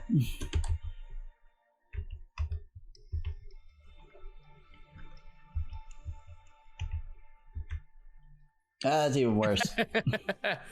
You gonna keep going, or are you gonna let it go? Screw it. This will be the last one. Okay. That's better. That's better, but your first roll was a 7. Oh wait, no, that was for something. No, it'd be a 3, so this is better. It is better, but it's still not enough. All right, you pour yourself a cup of sludge, you turn around, and she's gone. You mother. What? Ron? You messed with the wrong person, lady. Cracks his knuckles. Okay. What do you do? I still remember the direction to that comms area. There, I believe you stated there were monitors and cameras in that area, didn't you? Yeah. Worm's like, there are monitors and cameras around this entire facility. Okay, that's fair. Worm's like, you know what? I know how a camera goddamn works. He looks at. Do they like? Is it one of those like monitors that switch between cameras for everyone to see, just as a reminder, like you are being watched? No. Alright. I mean, there is like well, out of character. I don't know if Worm would know this or think of this, but I mean, it's like, a security camera system in most buildings. Like there is a room or maybe a couple of rooms where the cameras are monitored, but otherwise you can just see the cameras in the room. All right. Like hanging from the ceiling. Gotcha. Worm looks at this and he's like, you mother trucker. Okay. Considering she just left, can I use my appraisal to guess where she's going? Like like the situation. Your appraisal. Yeah. I'm beginning to think that my son has an affinity for female transportation. Matronly female. For matronly transportation. I mean, appraisal is more like inspecting something to determine its characteristics or worth. So, no. I mean, I would allow like perception. You wouldn't be rolling with that added penalty. That was because, I mean, let's be real, she made you instantly. So, but I mean, I would accept like tactics, investigation, perception. I would also just accept like a raw intelligence roll. Yeah, it's good. For like a natural intuition. Part of me wants to argue. You know what? I'm just gonna roll the intelligence to hope to Lord the dice are nice to me this time. Yeah, that would just be a flat 2d6. 2d. Because I know you don't have any modifiers. I could have sworn it was 6. I might need to check on. That's 4. See, I get bad days, Spood. I mean, 6. Does it? What, your does it second say? time of the year, though? That's the last one, yeah. Yeah, you All got right. intelligence 6 and then 0. Oh, but you got dexterity 6 and +1. Yeah, it was one of those things. I thought it was. I thought it was 7. 7 and 8 is +1, and 9 and 10 is +2. I think. I thought it was 6 and 7 were +1 because you had to get above 5. I think 4, 5, and 6 are 0, and then Alright. 3 is your first negative. Shit, I don't know. We'll look it up, and if we have to correct later, fine. But even if you had a +1, 5 would not be enough to like know exactly where you went. I mean, with a 4, that's pretty bad. Like, to think about where she's going, you're like, well, I mean, I know where my room is, and I know where the comms. She's going to the bathroom. Okay. You know where the what? comms station is. So I did hear what her job was, right? Like that was Yeah. mentioned in passing. Yeah. Can I You know what her- roll one of my tech skills to like walk around and guess where the fudge that is? I mean, you don't have to. She's one of the comms technicians. Alright. So, like, she works directly with the satellite uplink. So, Alright. you know where that is. I'm gonna go there, and if anyone asks, I'll just say you can call this lady, and I'm supposed to shadow this person, and she abandoned her duties. Okay. Roll perception as you enter the room.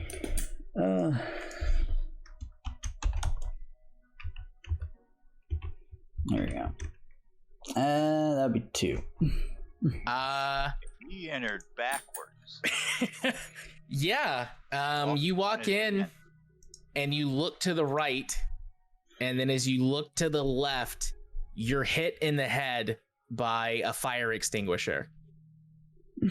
Okay. I need you to roll for me to stay conscious body. So 2d6 -1. If you roll 7 or higher, you stay conscious. 9, sucker. You stay conscious. She hits you in the head. Take I'm just gonna say flat. Just take 2 points of damage. All right. So I take that hit. I slide onto the ground because I'm lightweight. Ow, mother trucker, you suck, lady. Damn it, kid! You're That hurt tougher more. than you look. Sucker, and you're about to see the worst mistake of your life. At this point, Worm's like, you hit me, it's fair is fair. I'm gonna grab a wrench from the tool pit. Tool belt Worm keeps around. I'm chucking it at her knee. Okay. And that is a +5, so... What are you? So you don't have the wrench on the version of the character sheet that I have. So what are you rolling for that? That's... Thrown weapons. Oh, thrown Yeah. weapons blunt. Never mind. I Yeah. got you. Yeah. Yeah. So roll. What's the link for thrown?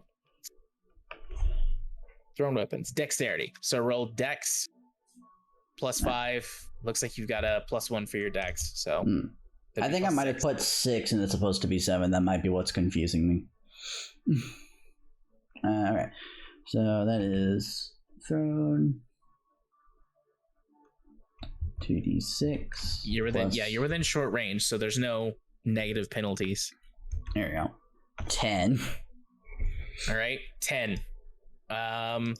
She 10 hits. She's not wearing like armor or anything. She's wearing lab clothes.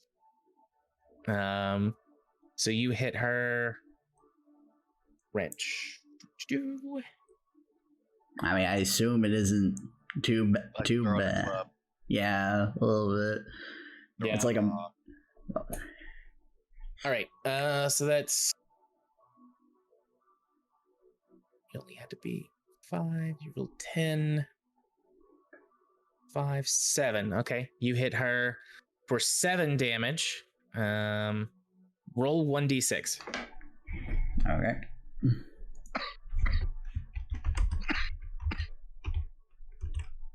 That'd be- 1. You hit her in the head with a wrench. There we go. Understand. Oh. Well. 6. She passes out. There we go. All right, you hit her in the head with a wrench, and she goes night-night. I really. Worm's like, well, fudge. Worm like sits around, looks around. I'm looking at. Are there cameras in this room in particular? Yes, there are cameras in this room. Would they have caught me being hit? Definitely. They're Okay. You know those 360-degree like fisheye cameras. You would Okay. at least have it at the door you were hit at the door. Okay. So Worm's like, okay, I can at least cover myself with an alibi.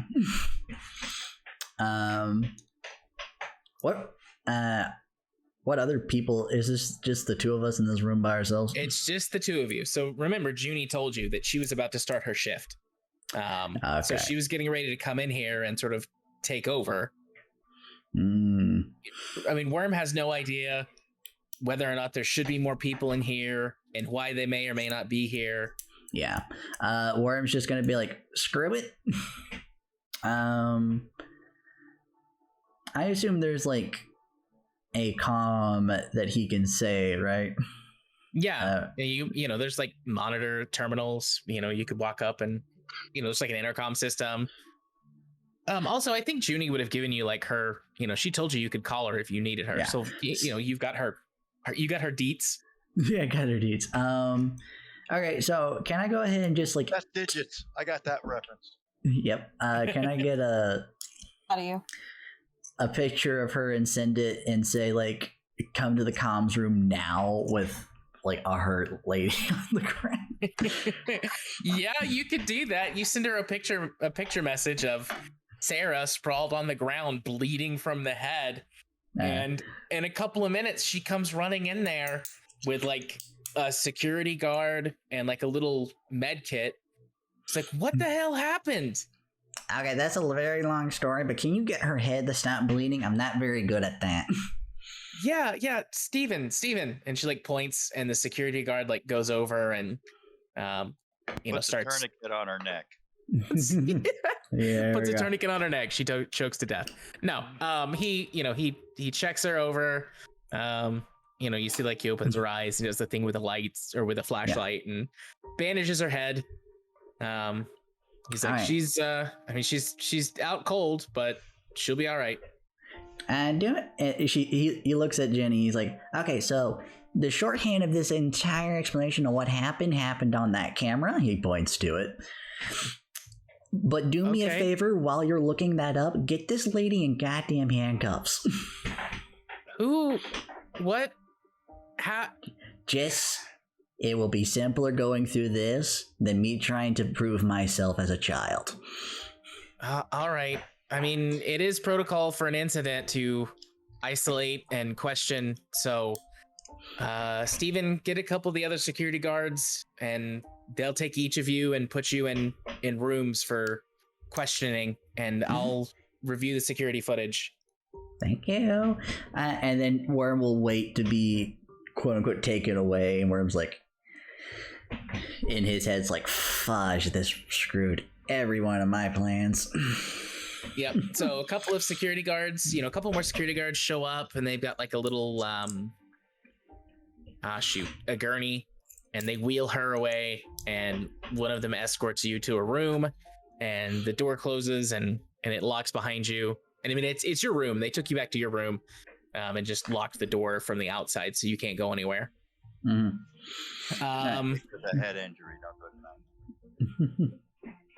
And with you being locked in your room with the door shutting is where we're going to end tonight's session. Woo!